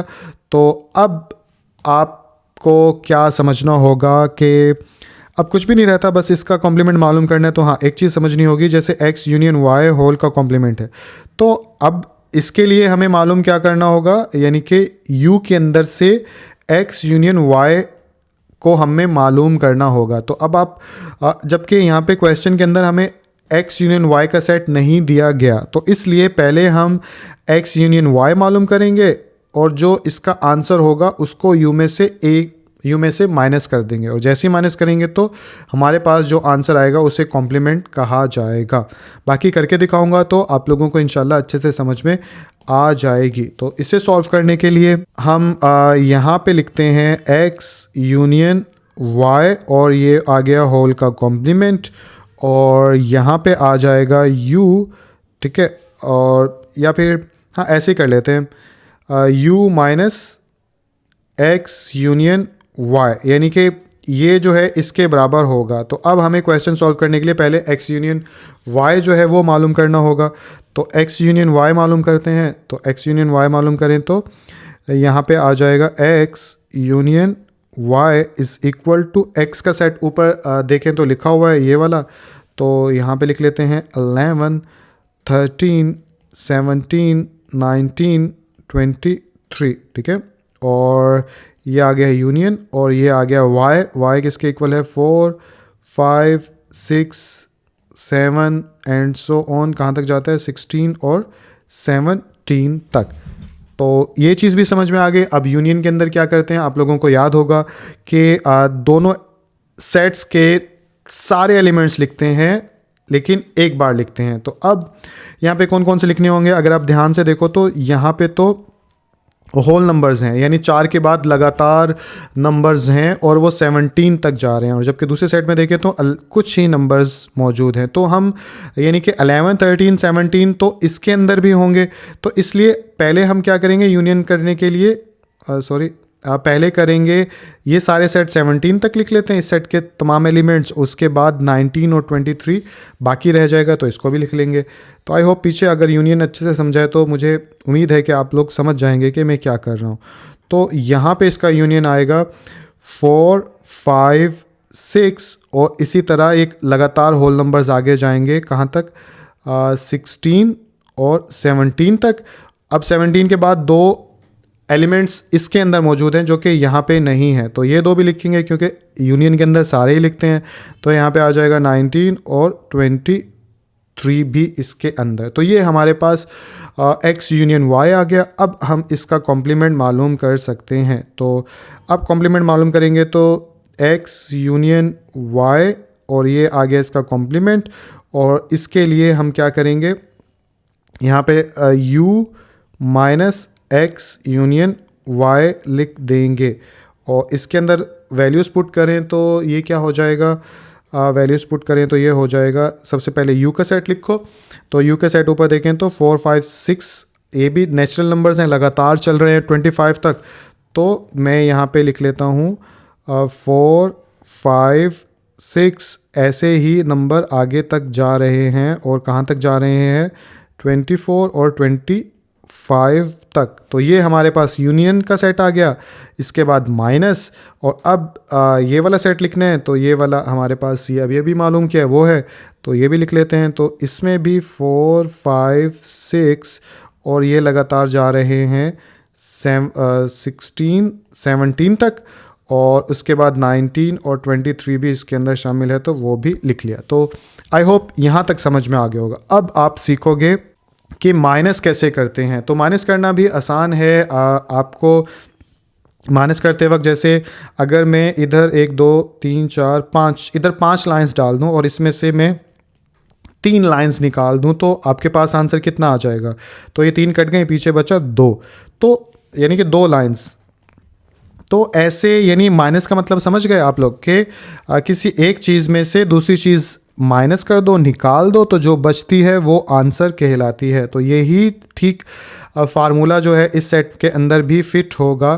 तो हमें u में से निकालना है। तो u के एलिमेंट्स आप लोगों को इधर स्क्रीन के ऊपर नज़र आ रहे हैं। और तो अब इसमें से ये वाले एलिमेंट्स निकालने हैं। तो बात समझ में आ रही है, जैसे वो लाइंस का भी समझाया कि ऐसे इधर कौन से नंबर्स हैं जो इधर मौजूद नहीं है, उन्हीं नंबर को हम यहाँ पे लिखेंगे और वही इसका आंसर या कॉम्प्लीमेंट होगा। तो चलिए ढूंढते हैं ऐसे एलिमेंट्स जो इसमें, ऐसे भी याद करता था जब मैं छोटी क्लास में होता था, इसमें हो और इसमें ना हो, ठीक है। तो ये एक यानी उस वक्त की बात है जब चीज़ें समझ में कम आती थी तो मैं याद कर लेता था, जो कि गलत था। बहरहाल इसमें हो और इसमें ना हो, जिस तरह से भी आप जहन में रखो, मेन तो नंबर हासिल करना है। तो अगर हम देखें कौन से ऐसे एलिमेंट्स हैं, यहाँ पे इक्वल डाल लेते हैं, इसको रेड से लिख देता हूँ ताकि मैं इधर इधर बता सकूँ, आपको डिफरेंट कलर नज़र आएगा तो अच्छा लगेगा। आप लोगों ने ये कलर इस्तेमाल नहीं करना। तो 4 भी उसमें है, 5 भी उसमें है। तो अगर आप देखें तो दोनों में इसमें काउंटिंग जो है लगातार 25 तक जा रही है और इसमें काउंटिंग जो है लगातार 17 तक जा रही है, ठीक है। तो एक बात तो साफ़ हो गया कि 17 तक जो है तो वो हमारे पास सब एलिमेंट्स इसके अंदर मौजूद हैं। तो 17 के बाद इधर तो 18 भी है, यानी कि इस इधर लिखता हूँ, इधर 18 भी है, 19 भी है, 20 भी है, 21 भी है, 22 भी है, 23 भी है, 24 भी है, 25 भी है। तो इस वाले सेट के अंदर ये सारे डिजिट्स मौजूद हैं, जबकि इसके अंदर ये नहीं है। तो अब आप देखिए कौन कौन से हैं। तो अगर हम देखें तो 18, 19 तो सॉरी इधर है, 19 ही लिखेंगे, 18 हो गया, और इसके बाद 20, 21, 22, 23 इधर है, वो नहीं लिख सकते, तो 24 और 25। तो ये वो एलिमेंट्स हैं जो कि इसके अंदर मौजूद नहीं है। तो ये हमारा जवाब होगा। तो चलिए इसको मिटाते हैं और लिखते हैं यहाँ पर। तो यहाँ पर आ जाएगा 18, 20, 21, 22, 24 और 25, और ये हमारे पास फाइनली आ गया x यूनियन y का कॉम्प्लीमेंट। इसको यहाँ से देते हैं मिटा और यहाँ पे लिख देते हैं आंसर। आई होप कि ये समझ में आया होगा आप लोगों को। तो पार्ट नंबर 2 जो है उससे सॉल्व करते हैं। उससे सॉल्व करने के लिए हम यहाँ पे डाल देते हैं क्वेश्चन नंबर 2, और 2 के अंदर क्या है, 2 के अंदर लिखा हुआ है x complement intersection y complement. आपने ये मालूम करना है। तो इसके लिए हम क्या करेंगे, इसके लिए हम करेंगे सबसे पहले x कॉम्प्लीमेंट मालूम करना है। तो x कॉम्प्लीमेंट बराबर होता है u माइनस एक्स, और उसके बाद जो है ये इंटरसेक्शन आ जाएगा। तो यहाँ पे लिख देता हूँ इंटरसेक्शन, और उसके बाद जो है y कॉम्प्लीमेंट मालूम करना है। तो ये हो जाएगा u माइनस वाई, और इन दोनों के जो आंसर होंगे, ठीक है, और उनके दरमियान इंटरसेक्शन मालूम करेंगे तो फाइनली एक बड़ा आंसर हमारे पास आ जाएगा। तो ये तो कॉन्सेप्ट हो गया, लेकिन इसको ऐसे नहीं करते, हम इसको ऐसे करते हैं कि ये हमने अगर मालूम करना है तो हम सबसे पहले मालूम करेंगे x कॉम्प्लीमेंट, ठीक है। तो यहाँ पे लिख लेते हैं x कॉम्प्लीमेंट, और ये बराबर होता है u माइनस एक्स, और u माइनस एक्स किसके इक्वल है, ऊपर से u उतार लेते हैं जो कि क्या है 4, 5 और 6, 7, और इसी तरह चलता जा रहा है 24 और 25 तक। ठीक इसी तरह जब इसमें से ये चीज़ माइनस होगी, और सॉरी माइनस के बाद x लिखेंगे हम। x कौन सा है, 13, 7, सॉरी गलत हो रहा है, 11, 13, 17, 19, 23, ठीक है। अब इसमें से हम माइनस कर सकते हैं। तो ऐसे कौन से एलिमेंट्स हैं जो इसमें हों और इसमें ना हो। तो अगर ध्यान से देखें तो इसमें तो 4 से लेके 25 तक लगातार हैं। तो इसमें से ये माइनस करते जाते हैं जो भी ये रास्ते में आएंगे, और बाकी सारे लिख लेते हैं। तो चलिए इसको लिखते हैं। तो इसको अगर लिखूं तो यहाँ पे आ जाएगा 4 उसमें नहीं है, 5 भी उसमें नहीं है, 6 भी उसमें नहीं है, 7 भी उसमें नहीं है, 8 भी उसमें नहीं है, 9 भी उसमें नहीं है, 10 भी उसमें नहीं है, 11 है। उसके बाद 12 उसमें नहीं है, 13 है, तो 13 ही लिखते। उसके बाद 14 भी उसमें नहीं है, और 15 भी उसमें नहीं है, 16 भी उसमें नहीं है, 17 है, इसलिए ये छोड़ देते हैं। और उसके बाद 18 उसमें नहीं है, ये लिख लेते हैं। 19 इसमें मौजूद है और ये नहीं लिखते। 20 इसमें नहीं है, 21 इसमें नहीं है, और उसके बाद आ जाएगा 22 भी नहीं है, 23 है, और इसलिए नहीं लिखेंगे। यहाँ पे 24 लिखेंगे, और इस लाइन को थोड़ा सा पीछे कर लेता हूँ मैं। यस, इसे थोड़ा सा पीछे कर लिया। तो 24 के बाद 25 इधर आ जाएगा, ठीक है। तो ये हमने x कॉम्प्लीमेंट मालूम कर लिया। इसी तरह y कॉम्प्लीमेंट मालूम कर लेते हैं। तो y कॉम्प्लीमेंट मालूम करेंगे तो इसको थोड़ा पीछे से शुरू करते हैं। y कॉम्प्लीमेंट, तो ये हो जाएगा u माइनस वाई। तो u का सेट कौन सा है, ये वाला सेट u का होता है, या ऊपर से ही दिखा देता हूँ, या ये u का है। तो u का सेट लिखें तो 4, 5, 6, और ये चल रहा है 24 और 25 तक, और ये माइनस, और y किसके इक्वल है 4, 5, 6, 7, और ये चल रहा है आपका 16 और 17 तक। अब इसके अंदर देख लेते हैं कि क्या हिसाब किताब है जो इसमें हो और इसमें ना हो। तो ऐसे कौन से हैं, चलिए अगर देखें तो 4 से 25 तक लगातार है। इसमें 4 से 5 6 7 8 9 10 इसमें 17 तक लगातार है, तो इट्स मीन 17 तक तो हम कोई डिजिट नहीं लिख सकते, लेकिन 17 के बाद इसमें डिजिट हैं और इसमें नहीं है, तो वो सारे लिख लेते हैं।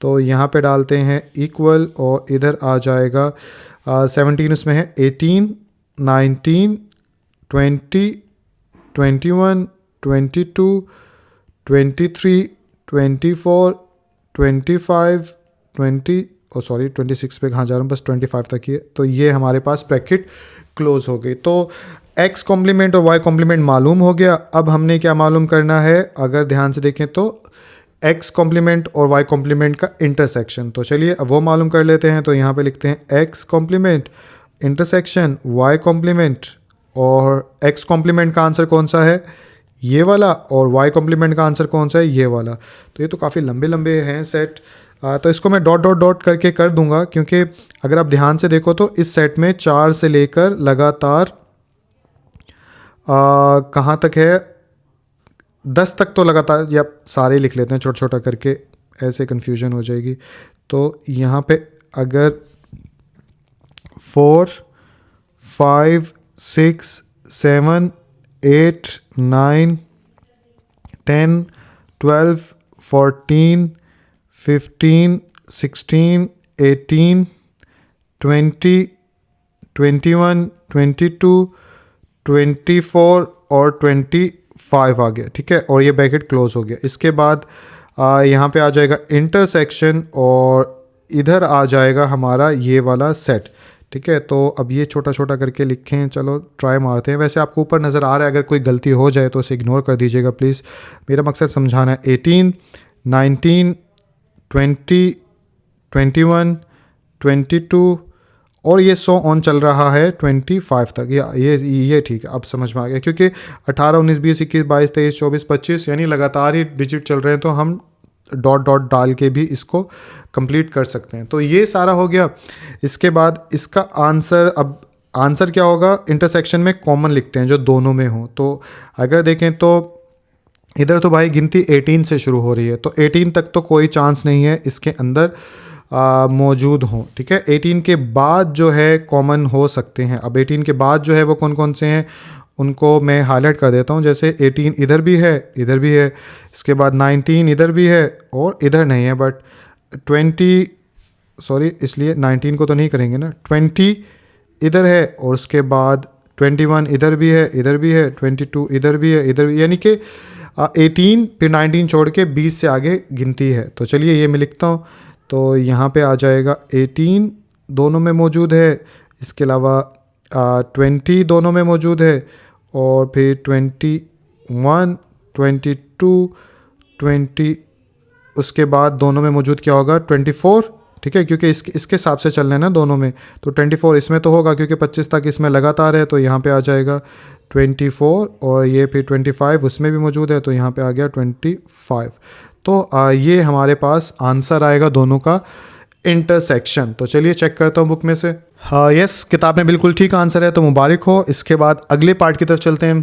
तो पार्ट नंबर 3 जो है उसे सॉल्व करते हैं। उसे सॉल्व करने के लिए इधर डाल देते हैं ऐसे पार्ट 3, और यहाँ पे लिखते हैं क्या है पार्ट 3, वो है x इंटरसेक्शन y। तो इधर लिख लेते हैं x इंटरसेक्शन y और होल का कॉम्प्लीमेंट। तो इससे कैसे करेंगे, पहले x इंटरसेक्शन y मालूम करेंगे, और जब ये मालूम हो जाएगा तो u में से इसी को माइनस कर देंगे, तो आंसर आ जाएगा, ठीक है। तो चलिए इसे सॉल्व करते हैं। सॉल्व करेंगे तो सबसे पहले x इंटरसेक्शन y मालूम करना है, तो x इंटरसेक्शन y लिखा यहाँ पर, और x किसके इक्वल है, 11 13 17 19 23, और उसके बाद ये आ गया इंटरसेक्शन, और यहाँ पे आ गया y जो है 4 5 6 7, और इधर आ जाएगा हमारे पास 16 और 17। तो x और y इसमें अब इंटरसेक्शन में कॉमन लिखते हैं। तो इसमें कॉमन क्या होगा, इसमें अगर कॉमन देखें तो 11 उसमें है, यानी 4 से लेके 17 यानी 4 to 17 तक लगातार इसमें डिजिट्स हैं। तो हम इट्स मीन के 11 भी इसके अंदर होगा और इसके अलावा अगर जाएं तो 13 भी इसके अंदर होगा, तो यहाँ पे लिख लेते हैं 13। इसके अलावा 17 तो नज़र ही आ रहा है, तो वो भी इसके अंदर होगा, तो यहाँ पे लिखते हैं 17। बाकी अब इसके बाद ये 2 डिजिट बचे, ये 2 तो इसके अंदर दिख ही नहीं रहे, ठीक है, 17 तक वो वाला सेट है, तो इसलिए इंटरसेक्शन में कॉमन लिखते हैं सिर्फ, तो इसलिए ये ही इसका इंटरसेक्शन का आंसर होगा। तो हमें x इंटरसेक्शन y मालूम कर लिया, अब हम कॉम्प्लीमेंट भी मालूम कर सकते हैं। तो यहाँ पे आ जाएगा x इंटरसेक्शन y होल का कॉम्प्लीमेंट इज़ इक्वल टू कितना आ जाएगा, u minus x intersection y। तो चलिए वैल्यूज़ पुट करते हैं। तो u हमारे पास क्या है, सबसे ऊपर आप देख सकते हो, ऊपर से देख के लिखते हैं, यहाँ पे आ गया 4, उसके बाद आ गया 5, 6, 7 और ये लगातार काउंटिंग चल रही है 25 तक। तो ये u आ गया माइनस, और x इंटरसेक्शन y जो है वो ये अभी मालूम किया है 11, 13, 17 और ये क्लोज। इसके अंदर अब क्या करेंगे, इसमें हो और इसमें ना हो, ये होता है।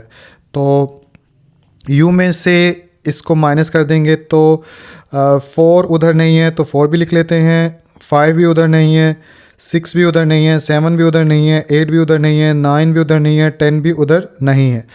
और उसके बाद 11 उधर है तो 11 नहीं लिखेंगे, 12 भी उधर नहीं है, 13 यानी कि 12 उधर नहीं है, 13 तो इधर मौजूद है तो 13 ही लिख सकते इधर, इसी तरह 14 लिखेंगे, फिर 15 लिखेंगे, फिर 16 लिखेंगे, 17 यहाँ पे मौजूद है तो ये नहीं लिखेंगे। इसके बाद 17 के बाद 18 और उसके बाद 19 और इस तरह अब आगे ये चलते जाएंगे कहाँ तक, 25 तक सेट जा रहा है तो 25 भी उसके अंदर नहीं है, तो ये ऐसे आ जाएगा।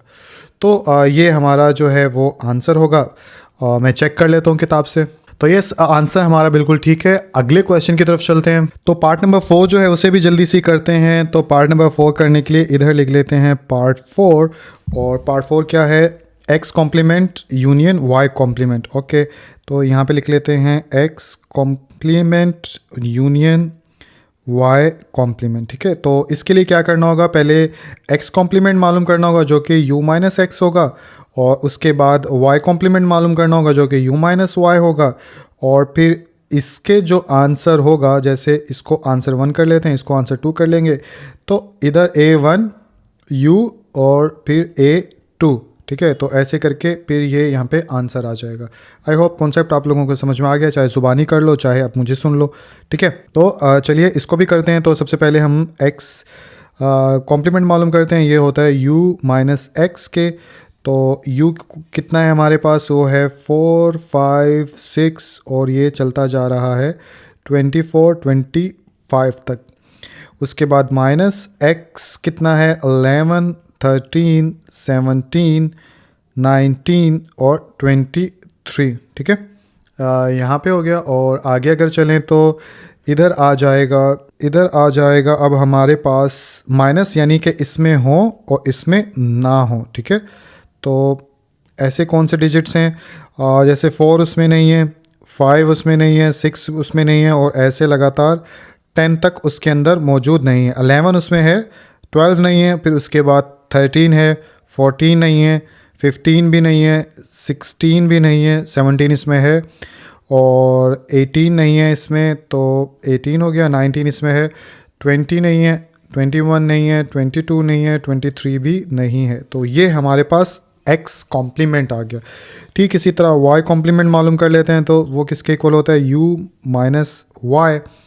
तो u किसके इक्वल है, ऊपर भी दिखा देता हूँ, ये 4, 5, 6 और इसी तरह 24, 25। तो ये हो गया माइनस y किसके इक्वल है, ये रहा हमारे पास y। तो ये है 4, 5, 6 और ये लगातार 16 और 17। ठीक है, तो ये 2 हो गया। इसमें से जब माइनस की तरफ जाएंगे तो क्या आ जाएगा इधर, कि ये ब्रैकेट। तो 4 जो है इसके अंदर भी है, इसके अंदर भी है, 5 इसके अंदर भी है, इसके अंदर भी। अगर आप ध्यान से देखें एक चीज़ यहाँ पर कि 4 से लगातार काउंटिंग 25 तक है और यहाँ से 4 से लगातार 17 तक है। तो इट्स मीन 17 तक तो यहाँ पे जो भी एलिमेंट्स हैं वो हम नहीं लिख पाएंगे, और 17 के बाद इस सेट के अंदर जो भी एलिमेंट्स है वो इधर मौजूद नहीं है, तो वो हम लिख सकते हैं। तो चलिए लिखते हैं। तो 17 के बाद 18 इधर नहीं होगा, उसके बाद 19 भी नहीं होगा, 20 भी नहीं होगा, और 21 भी नहीं होगा, और ठीक इसी तरह 25 तक ये डिजिट्स या एलिमेंट्स चलेंगे। तो ये हमारे पास y कॉम्प्लीमेंट आ गया। ठीक है, अब इसका हम x complement union y complement मालूम करेंगे। तो x कॉम्प्लीमेंट में कौन सा सेट आ जाएगा, ये वाला। तो चलिए इसे लिखते हैं। यहाँ पे आ जाएगा 4, 5, 6 और ये लगातार चलेंगे 10 तक। ठीक है, और 10 से फिर चेंजिंग शुरू हो जाएगी। तो 12, 14, 15, 16, 18, 20, 21, 22, 23। ठीक है, और इसके बाद यूनियन आ जाएगा। और अब y कॉम्प्लीमेंट ये वाला है, तो यहाँ पे आ जाएगा 18, 19, 20 और ये चल रहे हैं 24, 25 तक। अब यूनियन में सारे लिखते हैं, तो सारों में अगर लिखें तो 4 से 10 तक, तो यानी कि अगर देखें तो यहाँ पे 4 से 10 तक लगातार हैं और इधर 18 के बाद 25 तक लगातार हैं। तो इसको तो हम ऐसे ही 1 बाय 1 देख के लिख सकेंगे। तो चलिए ऐसे ही कर लेते हैं। 4 आ जाएगा, 5 आ जाएगा, 6 आ जाएगा। तो 10 तक तो लगातार डिजिट्स हैं, चाहे इधर हो या ना हो, तो 10 तक तो हम लिखेंगे। तो 4, 5, 6, 7 और 8, 9, 10। अब 11 नहीं है इस सेट के अंदर, तो 11 नहीं लिख सकते, सीधा 12 लिखेंगे।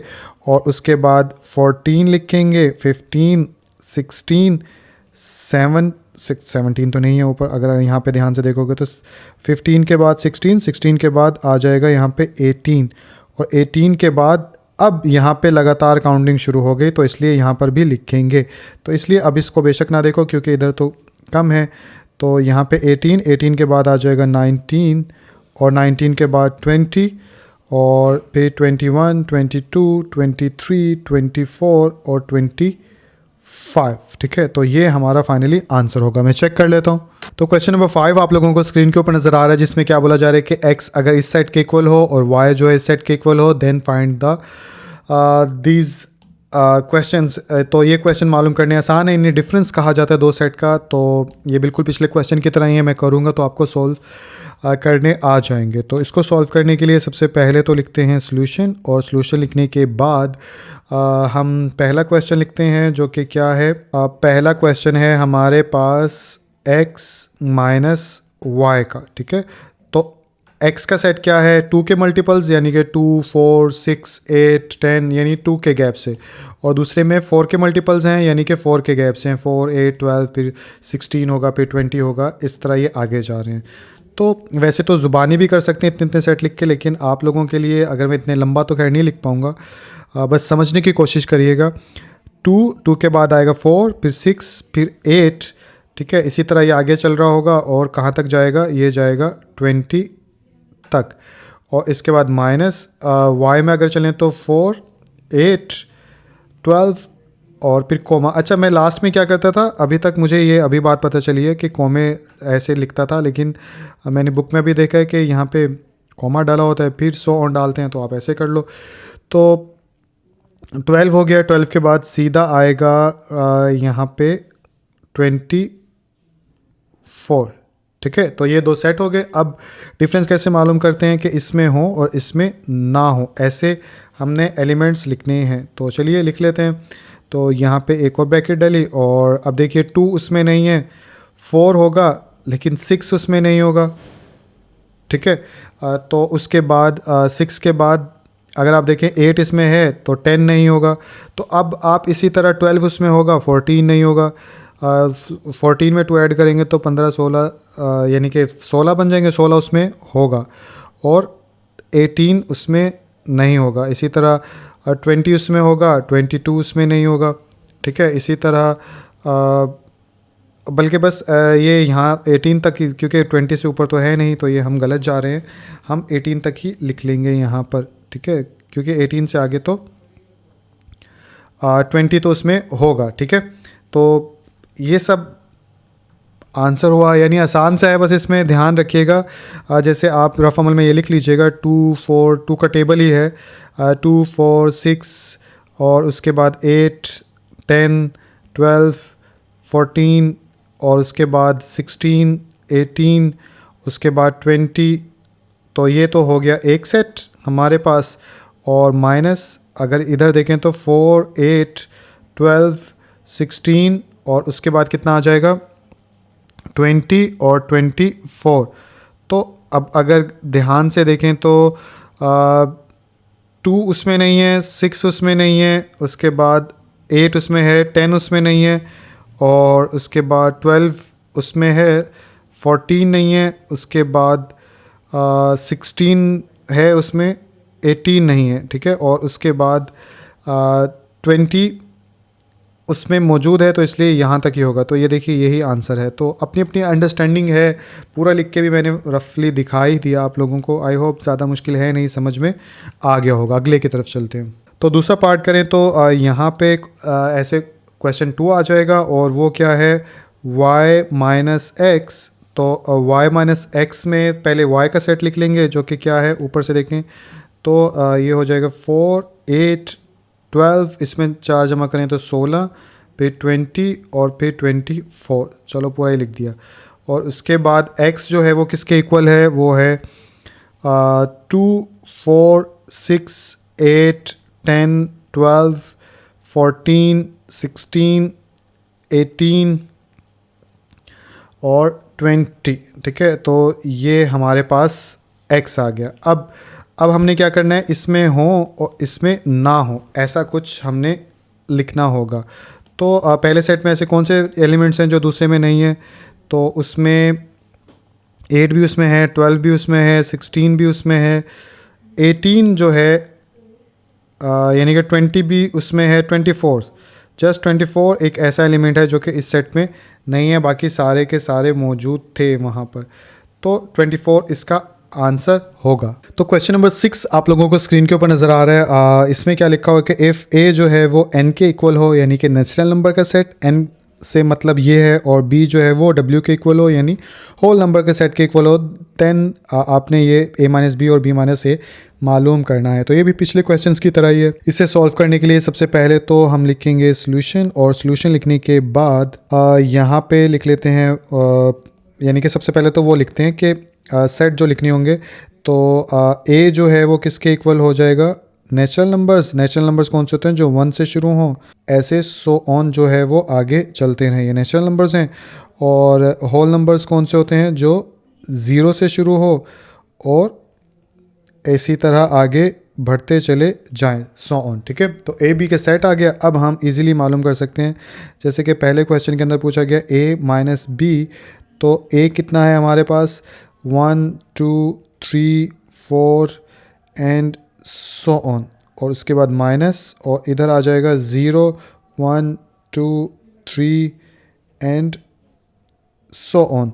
अब a माइनस बी मालूम करना है, तो a में एलिमेंट हों, ऐसे एलिमेंट ढूंढने जो a में हों, और यानी इसमें हों और इसमें ना हो, ठीक है। तो ऐसे कौन से होंगे, अगर हम ध्यान से देखें तो 1 भी उसमें है, 2 भी उसमें है, 3 भी उसमें है, तो ये भी गिनती ख़त्म नहीं हो रही, ये भी गिनती ख़त्म नहीं हो रही। तो यानी कि इसके सारे एलिमेंट इसमें मौजूद हैं, तो इसलिए ऐसा कोई भी एलिमेंट इस सेट में नहीं है जो कि हम लिख पाएँ, तो इसलिए ये एम्प्टी सेट कहलाएगा। एम्प्टी सेट को ऐसे भी लिख सकते हैं, और यहाँ पे आप ऐसे भी लिख सकते हो, ठीक है। ये सही तरह नहीं लिखा गया, इसको लिखते हैं, ऐसे भी लिख सकते हो। तो पहला क्वेश्चन ख़त्म हुआ, एम्प्टी सेट इसका आंसर है। सेकंड क्वेश्चन की तरफ चलते हैं, जो कि क्या है, b माइनस ए।